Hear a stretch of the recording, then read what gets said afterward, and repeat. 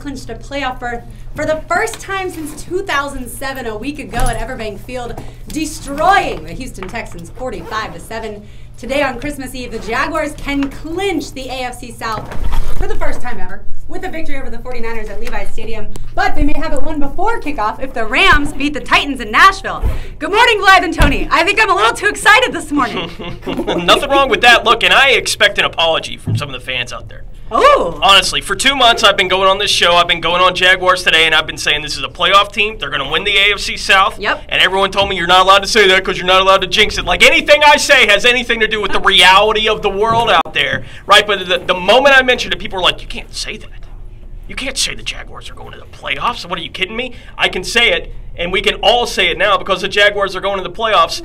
A month and a half ago when you looked at the schedule, the Jacksonville Jaguars missing the playoffs would have been the biggest failure in franchise history when you looked at who they had to play coming down the stretch. Not only are they in the playoffs, they are surging into the AFC South crown and maybe surging into a bye week, maybe the 1 seed when everything is said and done in the AFC, which when you looked at what they had left for them, this is where they should have been. I know it's hard to expect them to be where they should be because we've all grown accustomed to what the Jaguars have been for the past 10 years, but this isn't 2010. This isn't 2015. This isn't even 2016. This is 2017. It's a different animal right now. Absolutely. Blythe, you made a face when Tony said the 1 seed. Are you not feeling the 1 seed? No, I think as a fan, I'm still just getting so used to it. Like, just the even term playoff team. I looked at watching ESPN this morning, and they had the number 10 by the Jaguars, 10 wins, and I've still, it's almost like a pinch myself moment that this is real, that this is actually happening. And I think I'm slowly getting used to the fact that this is a playoff caliber team, and my expectations can be at the Super Bowl level. Well, and I think that's the most fun part about all of it. We're not just talking about a team like, let's say, the Texans last year, who won the AFC South, and then you knew they weren't going anywhere in the playoffs. This is a team that is playing its best football in the month of December. So you can get excited and start looking towards a potential AFC championship game. Maybe not quite Super Bowl, even though I know that is certainly circulating, but I think it's take it one step at a time. First and foremost, we would love the home playoff game. That starts today. So what's more likely between the two games that happen today? Is it more likely that the Rams beat the Titans or the Jaguars beat the 49ers? Both. More likely, the Titans are going to get destroyed. Yeah, I mean, the Jags are better than the 49ers and the Rams are better than the Titans. I don't know which one is more likely. And by the way, Lauren, I'm not in the camp of I can't look ahead. I'm going to look ahead all the heck I want, man. Yeah, we're media. We're not players. The players got to focus one game at a time, not us. I'm looking. Who could they match up with in the AFC Championship game? Like, that's what I'm looking at because you look around the league right now, nobody can be more excited about their football team right now than Jacksonville because you have the trump card of the best defense in football. Blake is playing as well as any quarterback in the NFL right now. I mean, he just is. He's playing as well as any quarterback in the NFL right now. And if he keeps that going for the next 2 weeks, you're talking about taking the best defense with the hottest quarterback in the NFL into the playoffs. How do you think teams win championships? This is how those things happen. That's how, look, I'm a Giants fan. I watched the Giants do it twice, where they were just kind of okay meandering their way through a couple seasons. Defense got hot. Eli Manning got hot. They win 2 titles. This is how these kinds of things happen. Even last year, the Patriots' defense got hot. That's how they wound up winning a championship with the combination of that and Tom Brady. This is how those things happen, and that it's happening in your backyard. I know you're not used to it, but there's a reality happening in your backyard, and it's okay to be excited about it, talk about it, look at it. I think it's awesome. It absolutely is awesome. I had a lot of people say, oh, I'm sorry you have to work on Christmas Eve. I was like, no. This is the most fun time to be in this business. It is the most fun time to have a team like the Jaguars is December. I mean, we're almost through December, and we're still talking about winning football. I am excited to be here today. And by the way, Tony, at Christmas Eve, and now that Blythe's watched the movie, she'll appreciate it, at the Christmas Eve service that I went to this morning, the pastor started off by saying he watched his favorite Christmas movie. I leaned over to my mom's friend next to me. I said, Die Hard. Of course, he then says, Die Hard. Yep. And then he says, Yippee-ki-yay, baby Jesus. So I obviously thought of you.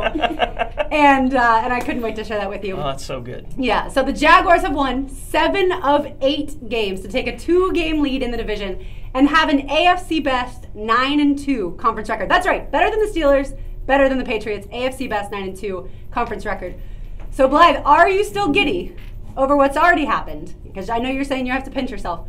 Or are you focused on where this team's going to go? I think it can be a little bit of both all season, and I think it's been sort of hit over the head with the storyline of where the Jaguars have been over the past decade and how far they've come, especially over the disaster of a summer that we experienced with Brandon Albert and players going down like Allen Robinson and all of the drama that surrounds this team. Getting to start in week 3 of the preseason. That was in August. All of that happened in August, and to be where we're at now, especially after that crucial that Titans loss early on in the year, and then with the past 3 games of how Blake Bortles has upped his game, because that was the biggest question mark in the middle of the season. And now we're going into the postseason with this team hitting its stride. Everything is clicking, and they're starting to get hot at the exact. Well, they've really been hot like for the majority of the season, but they're starting to hit on all cylinders for a lot of this team, and I think the majority of this team. And so to be able to go into the playoffs, Blake Bortles is 8-0, or the team is 8-0 when Blake Bortles doesn't throw a pick. I was watching some film on him this morning, and his mechanics are cleaned up, and he is playing like a quarterback that we haven't seen. And I think that with him in particular, the biggest question mark on the team, to see him sort of rising to the occasion just speaks volumes to the rest of the team and their growing support of him. And you can see his confidence just building week after week. I remember last year when the Jaguars beat the Titans, after that game, Blake comes into the press conference and he's wearing his ugly Christmas sweater, and I thought, good for him that he actually gets to appreciate a win. Now he's had 10 of them. He gets to go into 10 different post-game pressers with a smile on his face, and now I think even more relaxed because, like you said, he's confident. On the other side, the Jaguars will face quarterback Jimmy Garoppolo, and while he boasts a 3-0 record this season, the 49ers have beaten the likes of the Bears, the Texans, and the Titans. Tony, what do you expect when he faces a Jaguars defense that includes a Pro Bowl snubbed Yannick Ngakoue? I expect the worst day of his career, but it's relative. It looks like Jimmy Garoppolo may just be a pretty good football player. Mm-hmm. Like that may just be the reality of it. So, but he is still a guy that's made 6 starts and is going to have to play against this defense. And as smart as that coaching staff is, as well as they prepare themselves offensively, which I think has been a lot of the reason for Jimmy Garoppolo's success through his first 3 games in a 49ers uniform, as much as they do all that, this is a completely different animal. I would still expect, because of his lack of experience, the Jaguars to be able to take advantage of him. And they don't have enough weapons to threaten, because if you're going to go into a game against the Jacksonville Jaguars with only this guy, we saw what that looks like. If it's only DeAndre Hopkins, you're dead.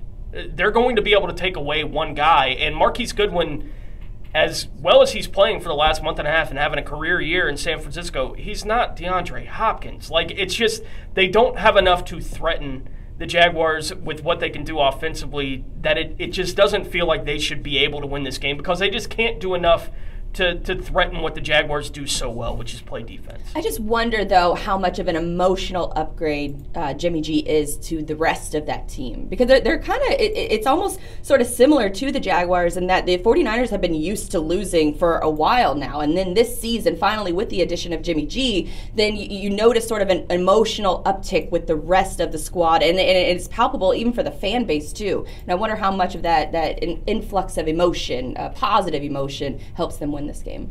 Well, not this one. Maybe the last 3. They went to the Super Bowl, in 2013? Yeah. So they've certainly had higher highs much more recently. Sure. I think a lot of teams can say that. Yeah. But they're the cautionary tale with, this Jaguars team is built for the long haul, mm-hmm. right? Like San Francisco is that team that you can circle and say, look, we all think it.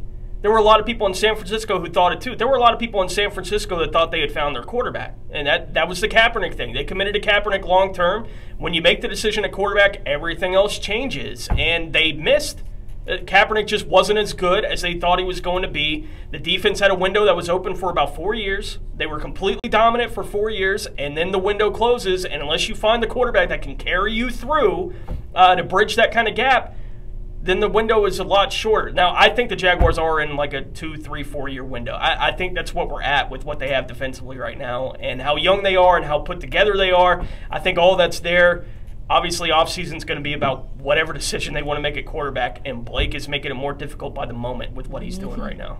Yeah, it's so funny to think back when Blake was asked about the option. He's like, I'll never be paid that money. Now, I think most people would expect him to play next year under the option and get paid the $19 million, right? So it's It's an amazing if not a long-term deal. Right. And that's, I think that's the other option that they could certainly. They're not cutting them loose. That ain't happening. They're certainly not going to do that. But I do think that if you're Blake, you look at it and you go, okay, well, I have had some really bad games. I do have a little bit more time to show that I can be a consistent quarterback over the long haul. So he may not go into it forcing the long-term deal. And at least that's the type of guy he seems like. Is like, hey, I just want to play football. Of course, everybody wants to get paid. But that, to me, is the read that I get on him. Speaking of Blake Bortles, the nation has finally noticed how well he's playing. And this week, he might get wide receiver Alan Hearns back, who has missed 5 games with an ankle injury. Blythe, how impressed have you been with Keelan Cole, Dede Westbrook, and Jadon Mickens, the young guys? And by the way, we'll hear from Jadon Mickens a little later in the show. I mean, definitely, you have to be impressed, with, especially with Jadon Mickens. The entire story of him sleeping in his car and being an undrafted free agent and coming into the season with little expectations, for him to come through in the clutch when you have your number 1 and number 2 wide receivers down for the majority of the year, with one case with Alan Hearns, and then the rest of the year with Allen Robinson. It speaks to, I think, the character of the overall team and the leadership that now exists within the franchise. And I think it begins and ends with Tom Coughlin. And Tom Coughlin has injected a level of professionalism and expectations on the entire team. And I think you're starting to see that, not starting to see it, but you've seen it with this wide receiving core. The drops have decreased, and they're starting to show up in those big moments where those moments were missing earlier in the year. Yeah, without these receivers stepping up, there is no Jaguars destroying teams with the offense playing as well as they have. The Jaguars have not won on the West Coast since 2009, since the Jaguars did miss the opportunity earlier this season to win in Arizona. Tony, is that something Doug Marrone, you think, used this week as motivation? The loss to Arizona, certainly. And look, I think you got to keep these guys focused. That was a team that obviously they were better than. It was a long road trip again, and these players, they're going to get sick of hearing about they can't win on the West Coast until they win on the West Coast. Look, I've been saying it pretty much since we saw this team was going to be pretty good in 2017. They haven't beat anybody anywhere. So, like, all these streaks of, well, they haven't won here and they haven't done this and they don't win at home. They don't beat anybody anywhere. They haven't for a long time won games. So bringing up all these streaks, I'm like, yeah, they've been terrible. Teams that are bad don't win. That's kind of why they're bad, right? So they don't win games on the West Coast. Well, it's even more difficult when Seattle and San Francisco and Arizona and Oakland, these are all teams that have been searching the right way. San Diego, up until they moved to LA, these are all teams that have been good for the past 5 or 6 years too, right? I mean, so they're making West Coast trips to good football teams for a bad football team that can't win at home, much less 3 time zones away. Well, now you're a good football team, and you're playing a bad football team on the West Coast. Beat them. You're better than them. Beat them. We saw it last week. You're better than Houston. Beat them. And not only did they beat them, they embarrassed them. And it started early in that football game. I don't think today's quite the same kind of deal because it is a long road trip. The 49ers are playing better football than Houston. But it is a team that you're better than. Flex your muscles. Put them in the ground. Second half, that shouldn't be a ball game. I love that Hayes Carlin asked Malik Jackson earlier in the week about Christmas Eve, the fact that the game's on Christmas Eve. And he's like, whatever. I like Thanksgiving because we get a day off. If we get a day off for Christmas, I like it. Holidays don't really mean a whole lot to me when I play football. And I think that's the kind of mantra and mentality that this football team has right now. There's nothing that feels better than winning football, especially for those who have experienced so much losing. And I think with a lot of these guys, they've been playing football their entire life, so they're used to playing on these holidays. They're used to their family making accommodations for these kind of games, and you want to be present for those kind of games. We talked about how we did, the show last season, and doing a show on Christmas Eve with last year's team, it was probably pretty miserable, I think, for a lot of the people on this station. But this year, it's really exciting. I'm sure it sort of permeates throughout the locker room as well, that it's more fun to cover football and to play football when you're winning. Absolutely. By the way, there were several Jaguars hats at church this morning. Very cool. Yeah, absolutely. All right. I'm excited that I get to go spend Christmas with my family tomorrow. I wish I was doing Jaguars today. Really? Honestly, I wish I was doing that. I don't want to miss a day of this right now. Like next week. You could probably come in here. I doubt it. But like next week, Monday is New Year's Day, and I know a lot of the shows on the station are going to be off for bowls, whatever's going on. Mike and I went to Steve, and we were like, we want to do the show. That's awesome. Like, we want to do the show that Monday. It's going to be where we may know who they're playing in the playoffs. They may have just clinched up the AFC South. Like, we want to be in the building for that. So, yeah, we are as excited about it as the fans are, having the opportunity to cover a team that's doing this kind of thing for the first time since 2007. None of us us have experienced that from this. I know I haven't experienced it like this. It seems like the station's been around a long time. It launched in 2007, so it has been a long time. We have made it to fantasy playoffs, so stay tuned for Tony's expert advice, which I will try to use to beat him. That's right. That's all next on 1010XL. After the game, catch them at Kiefer Jaguars today. Can I this? Innovators in neurological care since 1920. There it goes. Okay, good. It's all about team. Welcome in YouTube. On 1010XL. Got some property to take care of? Let Kubota help you out. Known worldwide as a leading seller of compact tractors and diesel utility vehicles, Kubota has the equipment to help you get your work done. Yes, thank you very much. Solutions Kubota delivers the efficiency, power, and comfort to handle light construction, landscape work, and chores on the farm. I wanted Your to. toughest job. Oh, this is adorable. Today, Coastal You even used the Jaguars font, didn't you? Yep, sure did. Nice.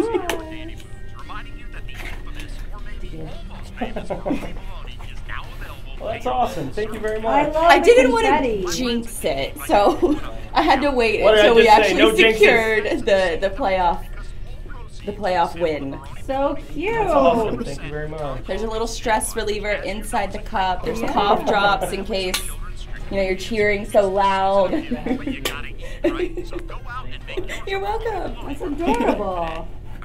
I think I got the Nashville Predators gave out playoff survival kits to media members whenever they made the recent Stanley Cup run. And I was like, oh, that'd be cool to do that for the Jaguars. I'm like, if it ever happens. And then it happened, and I was like, oh, that's a perfect Christmas gift for everybody. Thank you. I love it. No, that's awesome. Thank you. I wonder, is Donna's office somewhere? Find us on the web at It's always locked. She has a mailbox, so she should, shouldn't she? Like them.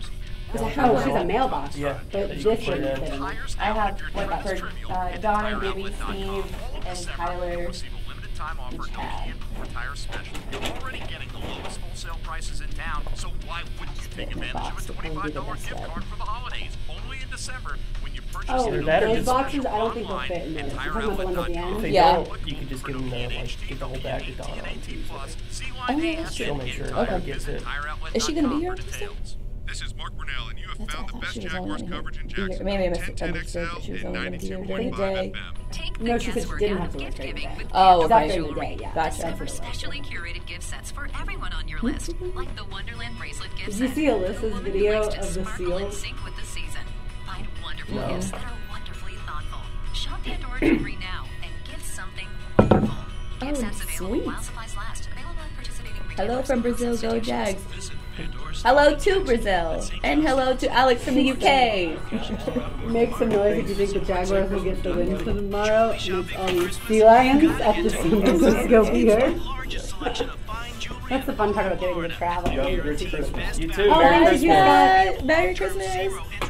By the way, had Jenny not still had his earphones plugged in with it turned all the way up, I would not have realized it was that fast of a turnaround. Yeah, that was quick. I almost Y'all started missed the talking, and I was like, beginning. oh man, we are getting this started right now. I was like, that can't be on. Oh gosh, I didn't even have my Shop with total gun. confidence. Our connection to the world diamond market are unmatched, and you simply can't get any closer to the source. That's how Global Diamonds absolutely guarantees you to beat anyone else's price. Period. Even the internet. What's on our wish list? A pair of diamond stud earrings, a diamond and sapphire tennis bracelet. Nobody has a better selection of great gifts, and nobody can match the shopping experience. Extreme value. Oh, I've only checked the one that I'm still alive in. Diamonds, the first and only official jeweler of the Jacksonville Jaguars, with unbeatable long-term zero-interest financing all month long. Global Diamonds and the Markets Town Center.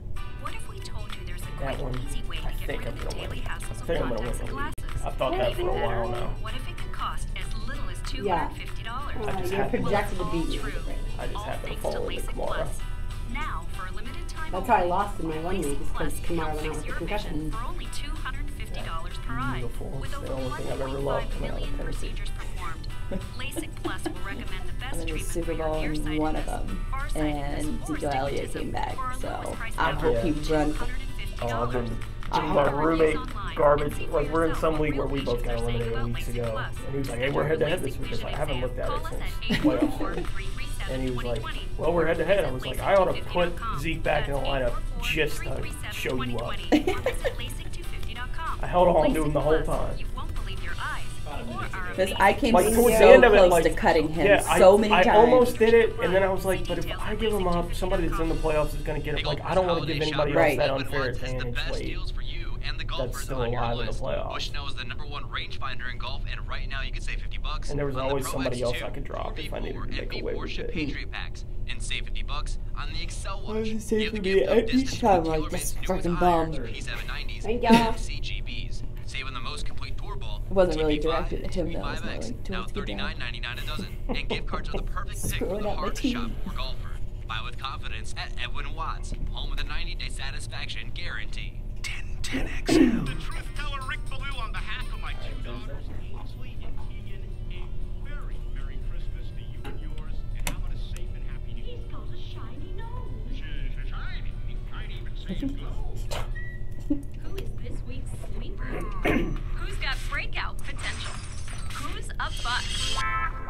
Here's Tony Smith with your fantasy football final. All right, championship week for all you people that are playing in leagues that actually are smart enough to have their championship week 16. For you poor souls, I may be able to help you in week 17. We'll see what it looks like for a lot of these teams. But for a lot of people, championship week, if you're still alive, we'll try to get through this pretty quick because I know that cuts through a lot of people out there that may have been playing fantasy football. So quarterbacks this week, number 1, Russell Wilson, 2, Tom Brady, 3, Cam Newton, 4, Ben Roethlisberger, 5, Drew Brees for me. Blake Bortles is not only a guy that you should have picked up on your waiver wire this week, he may be startable in championship weekend. That's the level of play that we're getting out of Blake Bortles at this point. I think if I had to narrow it down completely, he may be my number 9 quarterback in fantasy football coming into the weekend.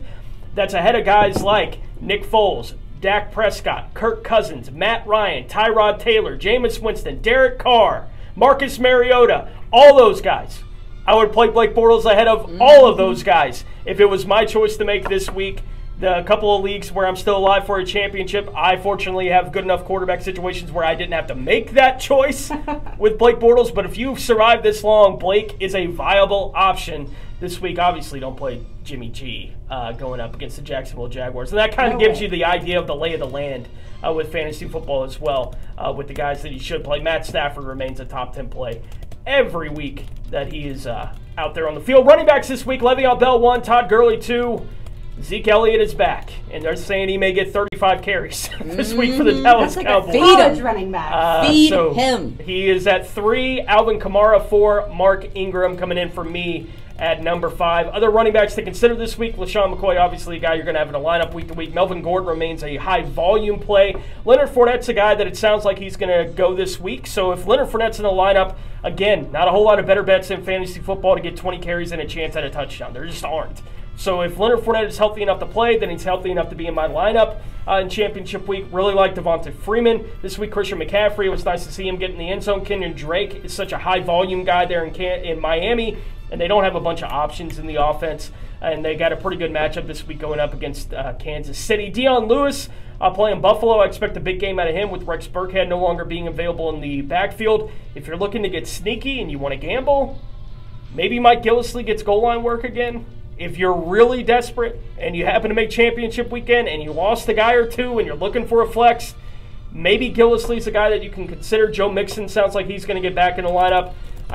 Carlos Hyde's probably a low-end RB2 for me this week going up against this Jaguars defense. So that's a little bit of running back advice. Wide receivers this week: DeAndre Hopkins 1, Michael Thomas 2, Keenan Allen 3, Julio Jones coming in at 4, and A.J. Green at 5 for the Jags. For me, I personally rank them D.D. Westbrook, Keelan Cole would be the level of my interest with those guys.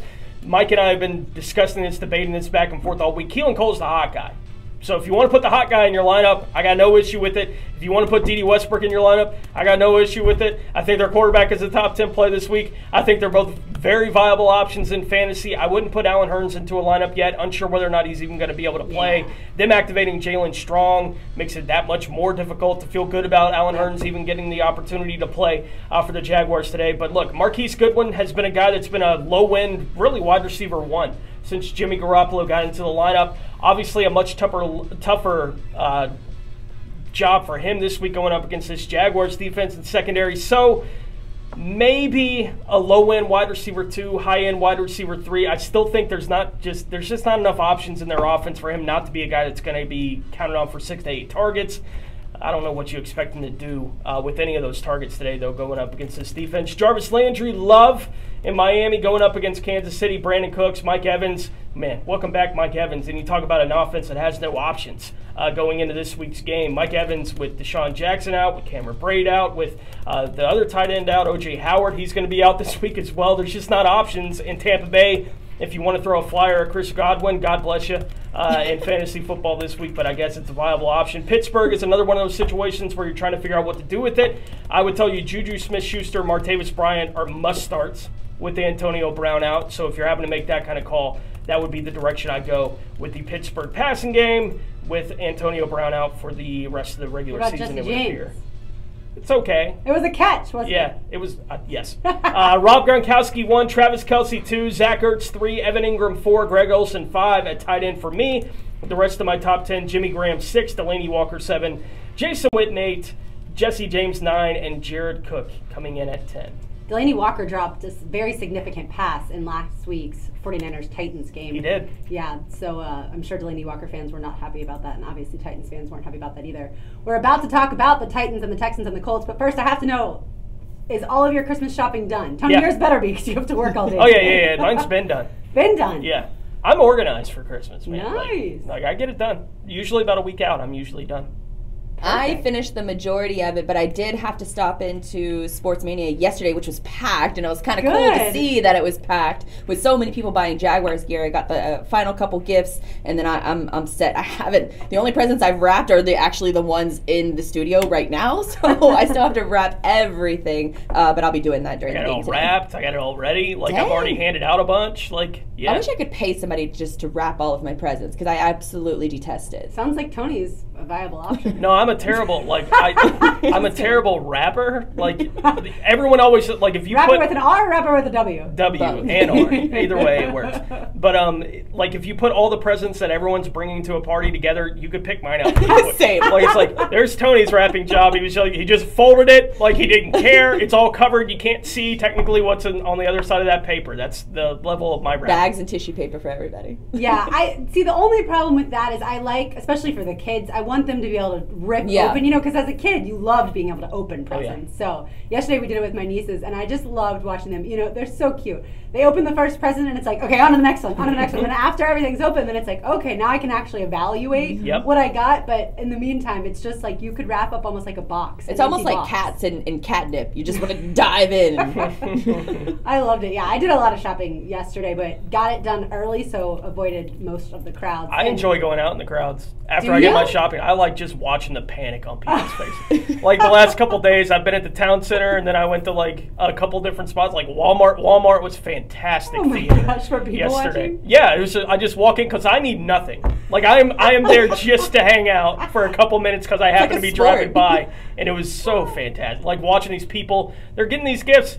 I don't get it, man. Like if buying a gift for someone else doesn't give you some joy, why are you doing it? Like and I'm just watching these miserable people walking around knowing they have to get Tommy a gift. Like it's so miserable for them. I'm like, man, I'm glad my Christmas shopping didn't like it. Enjoy it. But I think it's only miserable because they probably waited until the last minute. No, that's their problem. And if you for my entertainment, it's their problem. If you don't have an idea of what to get someone before you go to a store, I think that's when you end up in that stress zone. You have to have an idea. Oh yeah. And that's why I think a lot of people, if they start early enough, then they can shop online, which obviously has way more than in the store. But once you go to the store that's been picked over, oh my gosh, I went to Michael's 2 days ago. It looked like someone opened the doors and 400 people ran in and took everything out. There were shelves with absolutely nothing. I was like, this place is insane. But anyway, all right, let's get it back to the Jaguars division. Time now to go around the AFC South. Blythe, I'll start with you. Will the 3-11 Colts win another game this season? No. And the first line on my little notes about the Colts for the show, like in my rundown notes, is I still don't care about this team. 3-12. I don't care about they this lost team. yesterday. Oh yeah, that's right. 3-0. Yeah, Thank you. So they're losers. We all know this. They're an organization that's going to go through a complete rebuild over not over the summer. Well, probably over the summer too. It's going to take that long for them to rebuild. They played against the Ravens yesterday. Frank Gore had a receiving touchdown. It was the first time I think in his career, or not. It can't be the first time in his career, but it was the first time in a long time for a receiving touchdown for his career. The Colts kind of stayed in that game. They had a block punt late in the game, and I think they were only down by 1 score, so they had a chance to beat the Ravens late in that game. But the Ravens, the Coach Harbaugh said after the game, he was like, there was one of those games that we won ugly, but we still won. So the Colts will face off against the Texans next week to close out the season, and I'm sure both of those franchises are ready for the season to be over. So, as every week we do a lock of the week upset pick and Jaguars 49ers or whatever the Jaguars game is that day. I had the Ravens beating the Colts as my lock of the week, which I put in before. Doesn't count. But I'll mix it up and come up with another one. But I just want to say at least I got it right. But you can tell how much I care because I did not watch a lick of that game. I wanted to try to watch it, but the NFL app is not your best friend unless you have Verizon. Yes. So, It's true. yeah, I was a little angry about that. I'm trying to watch your content, and it won't let me watch unless I have one specific cell provider, even though I have, access to a cable subscription and all that good stuff. Yep. I can't get access to it unless I'm on the Wi-Fi at my house. Ridiculous. What is the point of that? Right. Yeah, you're supposed to be able to take it and go. Unless if you pay for the NFL mobile pass, then are you able to? I don't know. I think that actually it. might only be audio. It may not be video. Actually, That's ridiculous. People want to watch your product. Let them watch your product so they can talk more about it. Ugh. Yeah. I was Tony, so what's- aggravated. What's the latest with the Texans who were beaten to a pulp here in Jacksonville a week ago? I don't even want to talk about Texans football. Right. So I'm not going to talk These about that. loser teams. I'm going to talk Fine. about the Texans, but I'm going to look. Salute to Jadeveon Clowney, honestly. And Yeah. look, I think it's been fun all week. It started last Sunday with his trash comment about Blake Bortles. I've been laughing all week because I tweeted out that the only trash on the field was basically his teammates last Sunday after the game, and he favorited my tweet, which made me question his intelligence. I was like, did he know what I was saying? Like, your team is garbage? Like, does he understand that that's what I was doing? But, the Jaguars fans, Bonnie Upright, the first that I saw, putting it out there, sending the trash cans for Clowney this week over to NRG, and for him to turn it into a toy drive, basically. Fantastic stuff. And look, honestly, this is what we can do in the new age of fandom that we just couldn't do 20, 25 years ago. And I think this kind of interaction is a lot of fun. And Clowney handled it in the right way. I think Bortles handled it in the perfectly right way. I think the fans handled it in the perfectly right way. This whole story has just been fun. And I can't wait to see what it looks like next year when we have not only Hopkins v. Jalen, when the Texans and Jags get back together, but now Clowney v. Bortles. And I think this is kind of a real thing. And the rivalry between these two organizations will be as good as it's ever been. It's on the subreddit on our NFL on Reddit. They posted about this whole controversy with Jaguar fans sending the trash cans over and Clowney responding with it. And the majority of the fans, even Jaguars fans and Texans fans alike, they were like, I love that this is actually happening. I love the result of it, and then I also love the sass of a team that's been losing for forever, and then they start winning again and having that kind of sass and going after other teams. And that was I guess the majority of the feedback from other fan bases outside of the Jaguars and Texans is that they loved that this interaction happened. And then between the interaction between the Texans fans and the Jaguar fans wasn't as heated as I thought it would be. It was more just like friendly jabs. It was all with a smile. Right. Like even sending the trash can, like that's a joke. Right. Like, they're sitting there like, you take Right. this. It's a, I found a cheap trash can to send you for calling my quarterback garbage. Sending Like, actual trash would have been way worse. I mean, that's funny. Like, that's just a funny thing to do, and it's a tongue-in-cheek way of handling the way that a player said something in the heat of the moment. And, man, I love it. I love that the fans have handled it the way they have. And there are other things that you could have sent, because there are companies that exist online that will send, like, cow manure to somebody of your choice. They'll send what's called a glitter bomb. So when somebody opens up the package, then glitter goes everywhere. There's companies out there that exist that do that. And choose your animal feces and send it anonymously if you want. All right, well, we're going to move right from Animal Feces to It's the true. Titans. The Titans are hoping Good that segue. staying on the West Coast, exactly, in between games against the Cardinals and 49ers would help. But they lost both, and today the Titans face a red-hot 10-4 Rams team at home. Tennessee went no-huddle 75% of the time against the 49ers, and several offensive players have been calling for them to do that more often. But on the flip side, you'll want to be able to run the ball today to keep the ball away from the Rams' high-powered offense. Quarterback Marcus Mariota has 12 touchdowns and 14 picks, and today has a tough test going against the 6th best passing defense. Who has the number 1 passing defense in the NFL? That would be right. You here, already Jacksonville. know. What would be your game plan if you were Mike Mularkey? Try and keep running the ball, ground and pound, or Quit so no your team huddle? has a chance. Oh, I love the sass. Look, you're a running team. You got to be able to be a running team. It's clear Marcus Mariota doesn't have whatever it takes to carry it right now for your offense. If the Tennessee Titans can't run the ball, they're in trouble week to week right now. So you got to be able to do that. And look, they can say we need to do no huddle, all this. Jaguars fans have been saying that stuff for years, right? It's like they need to try this. We know the solution for how to fix this team. Maybe you're just bad offensively.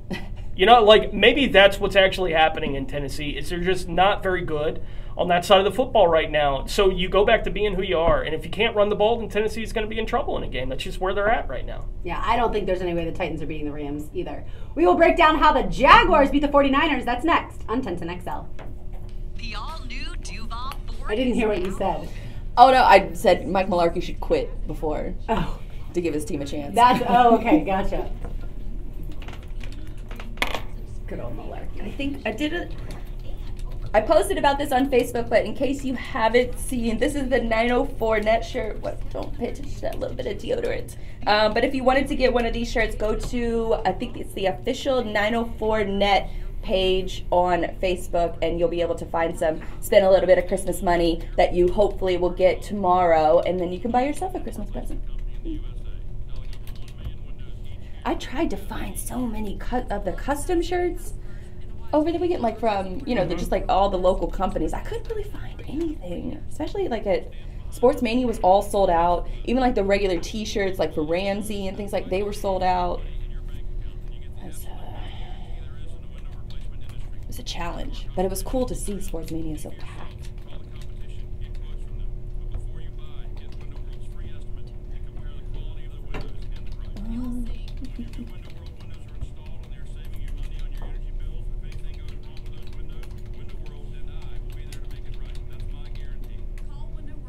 Is it Amy Trask still?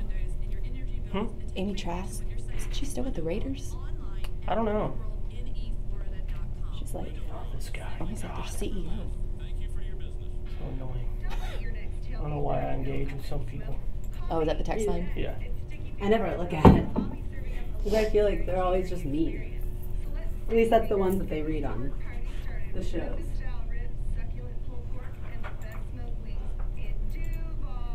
And what did he say? Oh, he's just coming at me because of the Blake stuff. Well, he doesn't like Blake, I guess. No, he loves Blake. He's been one of these Blake guys for the whole time.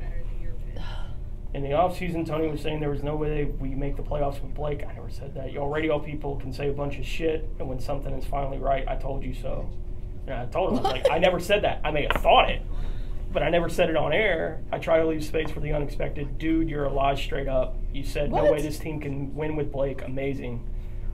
People like that. And I was just like, look, I didn't say it. I know I didn't say it because I was very careful to not say something like that on air. It was in my head. I was like, they're not winning with Blake Bortles. But I wasn't going to go on Jaguars Today and be like, they can't win. Even if you did, though, even if you did say that would have been an accurate statement at the time. Is it not enough for me to own the fact that every day on the show I'm like, it looks like I may have been wrong? If you had 2 eyes and a brain, then you would know that Blake had struggled the majority of last season into this season. That's why he wasn't starting Game 3 of the preseason. Some fans feel better because they were more right about Blake than me. God bless. Just print out your own little award and put it on your fridge. You don't enjoy Blake's success any more than the people who question him. Your opinion should change as you get more evidence. Right. And it's like the people that get mad about bandwagon. I'm like, I don't care. Come on, let's party. I don't care when you jumped on. I don't care. I just always liken it to when other people first start a job, are they awesome at their job when they first start? Probably not. They probably have to learn and change, and they don't want to necessarily be crucified when they first start. So eventually they get really good at it. That's obvious. To me, that's what we're seeing. We're seeing a guy who sucked, Right. had no football IQ whatsoever, and then finally decided, like, you know what, I'm finally going to dedicate myself to this. I'm going to spend Right. every waking moment to not just the technical knowledge, but the physical stuff. And now we're seeing a product. Who's of that? I think it was that with a good defense. Gibby said that Coughlin makes them stay in a hotel the Yeah. night before games, which Yeah. I think is absolutely crucial. Because there were rumors last They were year actually in of Blake hotels going out the last night year. before Yeah, games. They were in and- hotels in town last year too, Were which is they why really? those rumors are Right. freaking ridiculous. Are they? Huh. Yeah, they were. I had a girlfriend call me and tell me that she was a bartender and Pictures, down at the Ritz. picture. I don't believe it. Yeah. Like that's what I kept telling people last year when they came out. It was like, look, I will believe you if you take a picture. Yeah. Thank you. Like I will believe you, but all you people saying, oh, look, I heard Blake. I don't care what you heard. Someone saw him in March at a bar. I mean, I don't care about March. I care about the I night don't- before the Raiders game. Like That's my thing what, with it the whole time was Blake stinks. Everyone's gonna come down on him. Yeah. Why would And- that guy be at a bar on a Saturday night at the beach? Like he knows. People are going to fight him. He knows no one wants him at a bar. Well, I think this year they know. This year. I don't know that there was as much discipline last year as there is now. No, but what I'm saying is Blake knows no fans want to see him at a bar on a Saturday. Like that would blow up. Do you have sound clips? Yeah. Okay. Like there's no way it wouldn't. Oh, yeah. Because he was kind of public enemy number one in this city. He sure was. I'm Tom Champion. I'm Bruce Dickens. And Peace, Uh, Christmas, and Happy New Year from 1010XL. This is the 1010XL Kickoff Show, fueled by Sawyer Gas, presented by Coastal Equipment on 1010XL 92.5 FM. Martina McBride sings this version of Oh Holy Night, which is my favorite version of this song ever. This woman, before she kind of had some voice issues, to me just had the most incredible voice. Especially at the end of the song, she holds Oh Night Divine, that note, for like what feels like 2 minutes. I don't know how people do stuff like that, but it's my favorite version. By the way, we just heard a promo from Tom Champion. Tom Champion killed it at the 1010XL Christmas party. yeah, it was fun. He did a phenomenal job playing the guitar and singing, so thanks to Tom for entertaining us. All right, Tony, speaking of entertaining, what did you hear this week from players or coaches that you think the fans should hear? Here's what we got. We'll get into some of the fun stuff here in just a minute, but let's talk football first. Why not? With the head coach, Doug Marrone, talking on his show on Thursday night right here on 1010XL.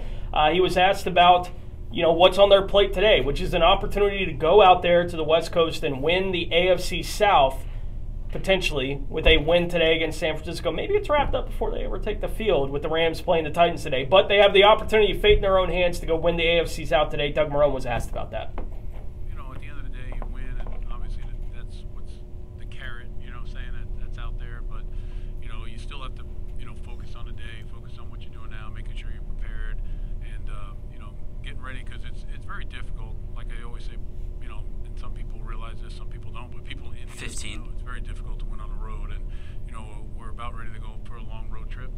We've been home for 3 weeks, which has been awesome, outstanding. The fans have been outstanding. 5. It's really helped our football team, but now we got to get ready to go on the road and be able to perform on Sunday. Hard to win on the road. We'll see if they can get it done today against the San Francisco 49ers, who, if there's a quarterback that is hotter in the league than Blake Bortles, it may be Jimmy Garoppolo, and that's what Coach Marrone had to say on Wednesday.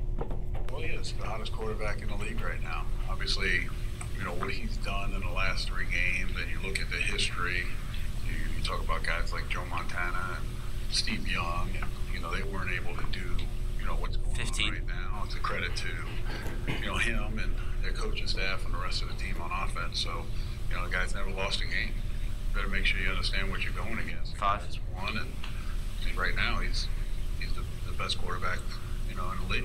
I think it's pretty likely Jimmy Garoppolo will never lose a game in his career. That's Well, the Adam way I Sheen feel called about it this, he's with CBS Sports, he called this the best quarterback matchup of the weekend. And it is. It's now. just So nuts. funny to me, we, especially on shows like Helmets and Heels, we joke about how Jimmy Garoppolo is a very attractive quarterback, right? And so Jimmy G. hearing Marone say he's the hottest quarterback, I just kind of giggle. You know, I was listening to some odds makers over the weekend, and they said that with Jimmy G's smile and his jawline, it plays a role because human nature doesn't want to criticize someone who's good looking.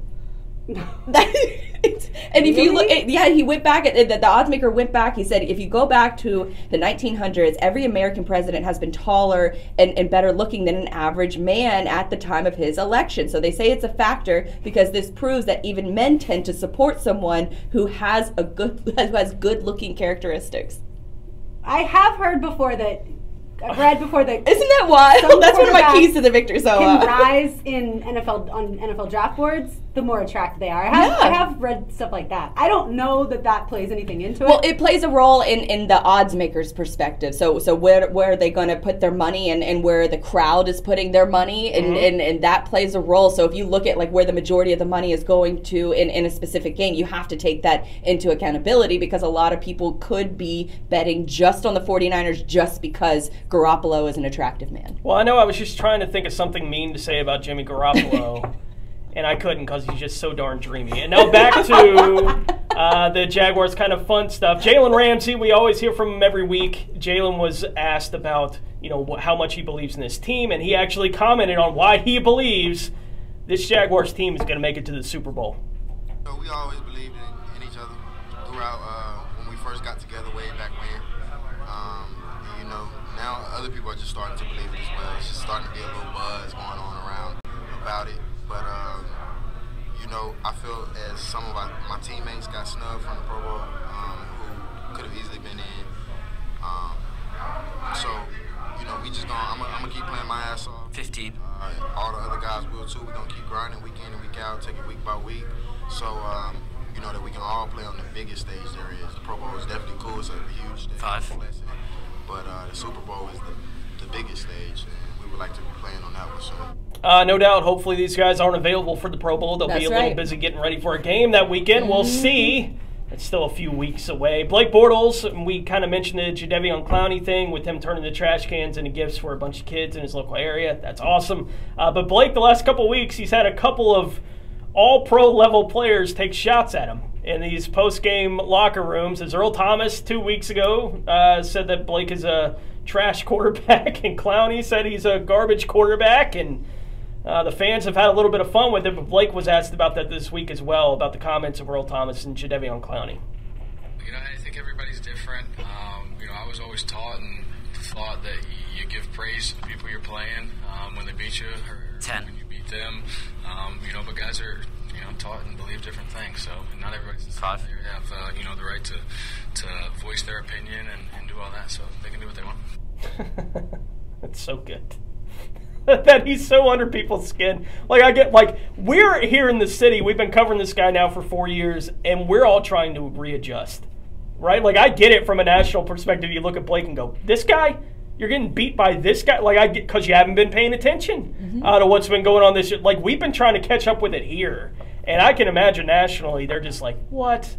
No. It can't be a real story, but it is. Blake is playing really, really well. But even in his the times of his career where he struggled mightily, he has always answered the questions perfectly. No doubt. He's never, he's always taken the blame himself. He's a very team first guy, and so to sort of see this turnaround with his career, it's really inspiring, and sort of I guess with the time of the year and being a little bit nicer than what we normally would be. But Blake has really taken the criticism all in stride throughout his entire career. So it's cool to see him just start getting more of the accolades. It makes sense to me why national media and maybe other teams were sleeping on Blake, because all the talk was about the defense. And he didn't have some, great games early on. The loss to the Titans, Blake didn't play all that well. The loss to the Jets, Blake didn't play all that well. Chargers, even though we won. Right, and the Chargers game, he played well for most of it, other than the final few minutes. But overall, it was easy to just talk about the Jaguars' defense and all the impressive stats that were going on that side of the football. And then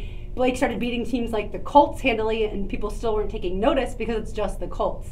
And now that there's been the Seahawks victory and then last week's drumming of the Texans, even though they're not very good, they still have somewhat of a formidable defense, even though they've had a lot of injuries. And so, to me, it's yes, it's taken a while because last year's Blake couldn't throw a spiral. This year's Blake is throwing a spiral, leading his receivers, throwing it into tight windows. The accuracy I never predicted he would have. I was on the side of saying if he ever becomes really good at football, he'll still always have these major decision-making issues, and he has been able to really play unbelievably smart football, which that was the biggest issue last year, is just all of the bonehead decisions. And even the year that he threw all the touchdowns, there were still a lot of interceptions. Well, the accuracy is brand new. Like, the accuracy wasn't there until 3 weeks ago. Right. He was still a guy that he was on pace to complete 58% of his passes, which is what he's been since he got in the league. He's been a 58% passer since he got here, and it was looking like, well, maybe everyone just needs to accept the fact that Blake Bortles is a 58% passer. And in the last 3 weeks, he's just been better. Like, he's just on a run that we've never seen Blake on right now. And I don't know how long the run's going to last. I hope, right? Like, I hope it's for 6 more games. Because if it is, they really can win a Super Bowl with the defense they have and Blake playing at this kind of level. I don't know how long this ride is going to last with Blake Bortles. I don't know if we're seeing this big turn in his career where now he's this guy. Like, there aren't a whole lot of guys that play at this level for a week, much less for a month of an NFL season, and that's what Blake is at right now.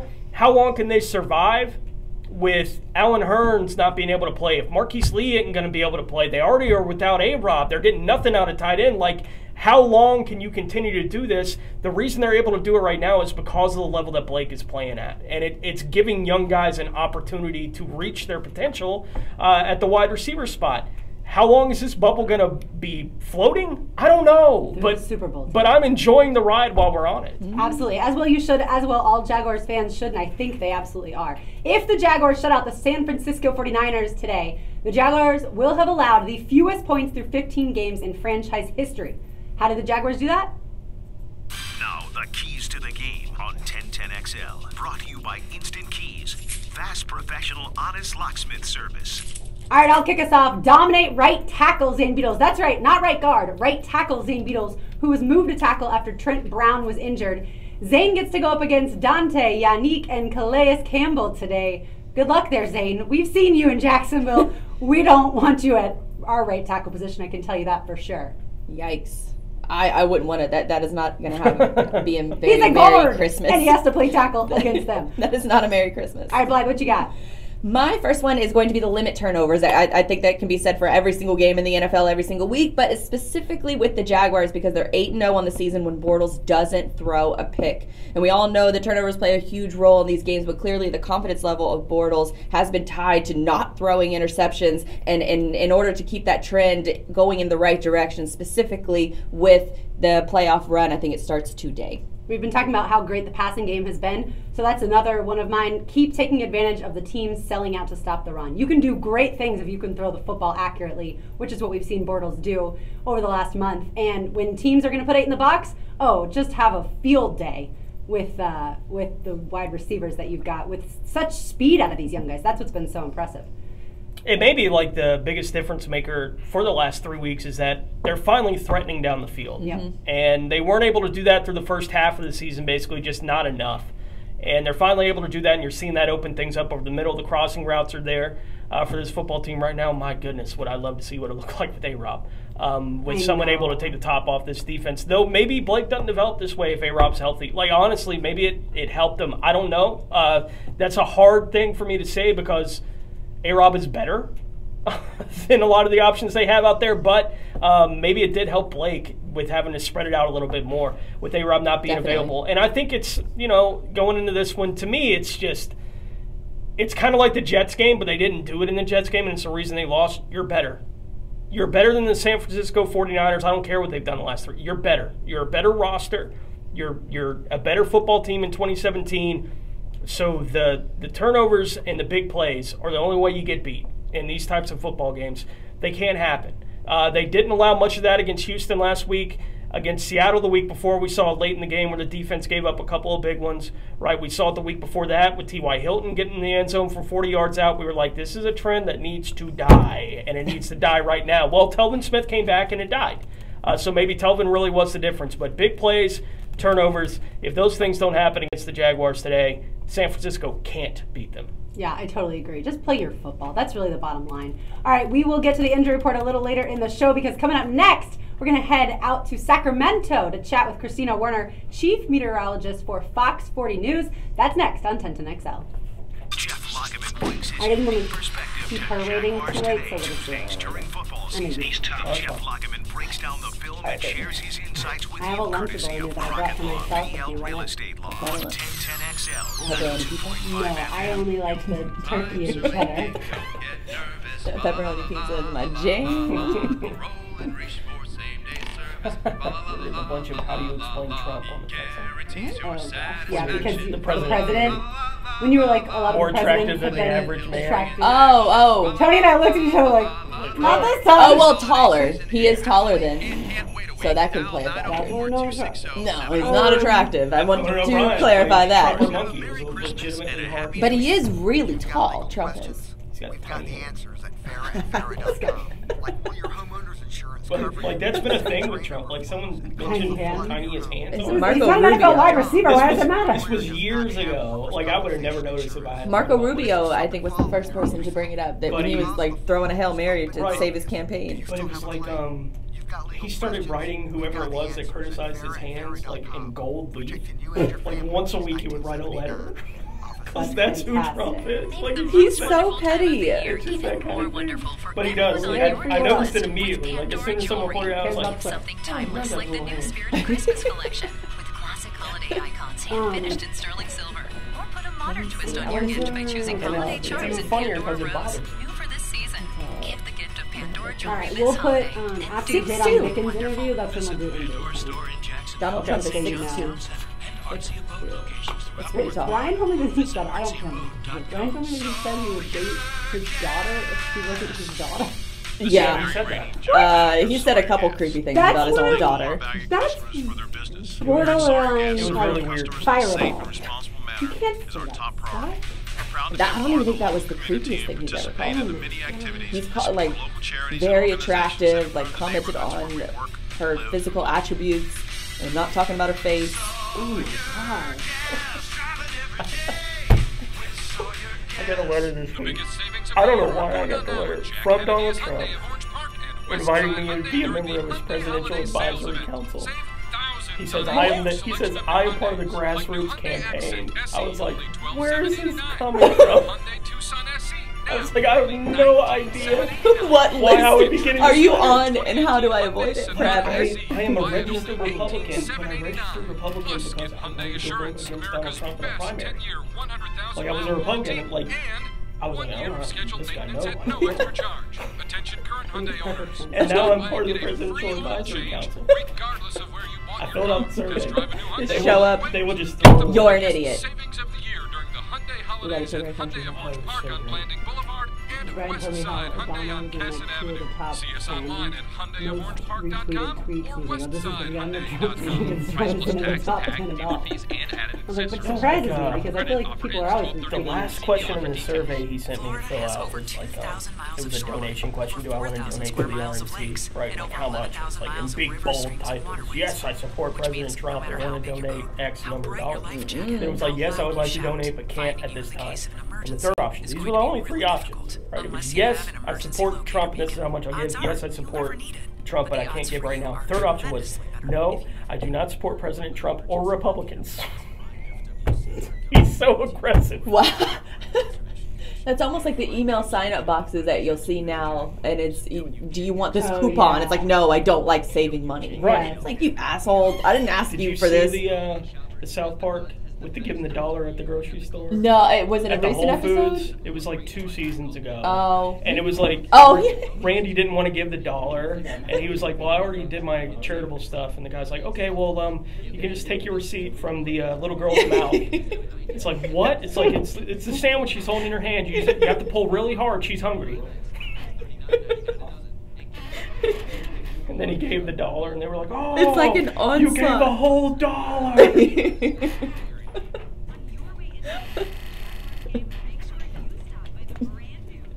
I do need to watch the last few episodes. I haven't. It was like to provide iPads for kids in Africa or something stupid. Thank you. Was their cause? But yeah, him telling him to pull the sandwich out of the little girl's mouth. You know what? Pull really hard. Matt, you can just come back with the outside the 904 sign down there because normally I hit weather here. Yeah. which we didn't hit earlier. How did I miss that? Oh well. We're gonna hit weather now. We'll get a so professional to tell us the weather. Although you sound like a professional. When you I did it just in case. Well, I mean, like when I ask you when we're, I always just expect you to be like, it's 75 and sunny. And you're like, there's a chance of rain or blah, blah, blah. I do go to 30 seconds. NFLweather.com, and it tells you the exact situations throughout each quarter, which is cool. Ah, look at the internet.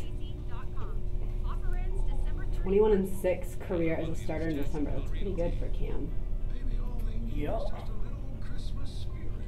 Happy holidays to one and all. This is Donna Murphy on 1010XL with a special holiday wish for all of you military, veterans, and current residents. Love you. Wonder what the other guys are doing at their tailgate? Let's go outside at 904 with Blythe. Fans of the Jaguars and the 49ers are experiencing some feel-good vibes this season like they haven't felt in years. And one of those fans is Fox 40 Chief Meteorologist Christina Werner, who joins us now to talk about all of this.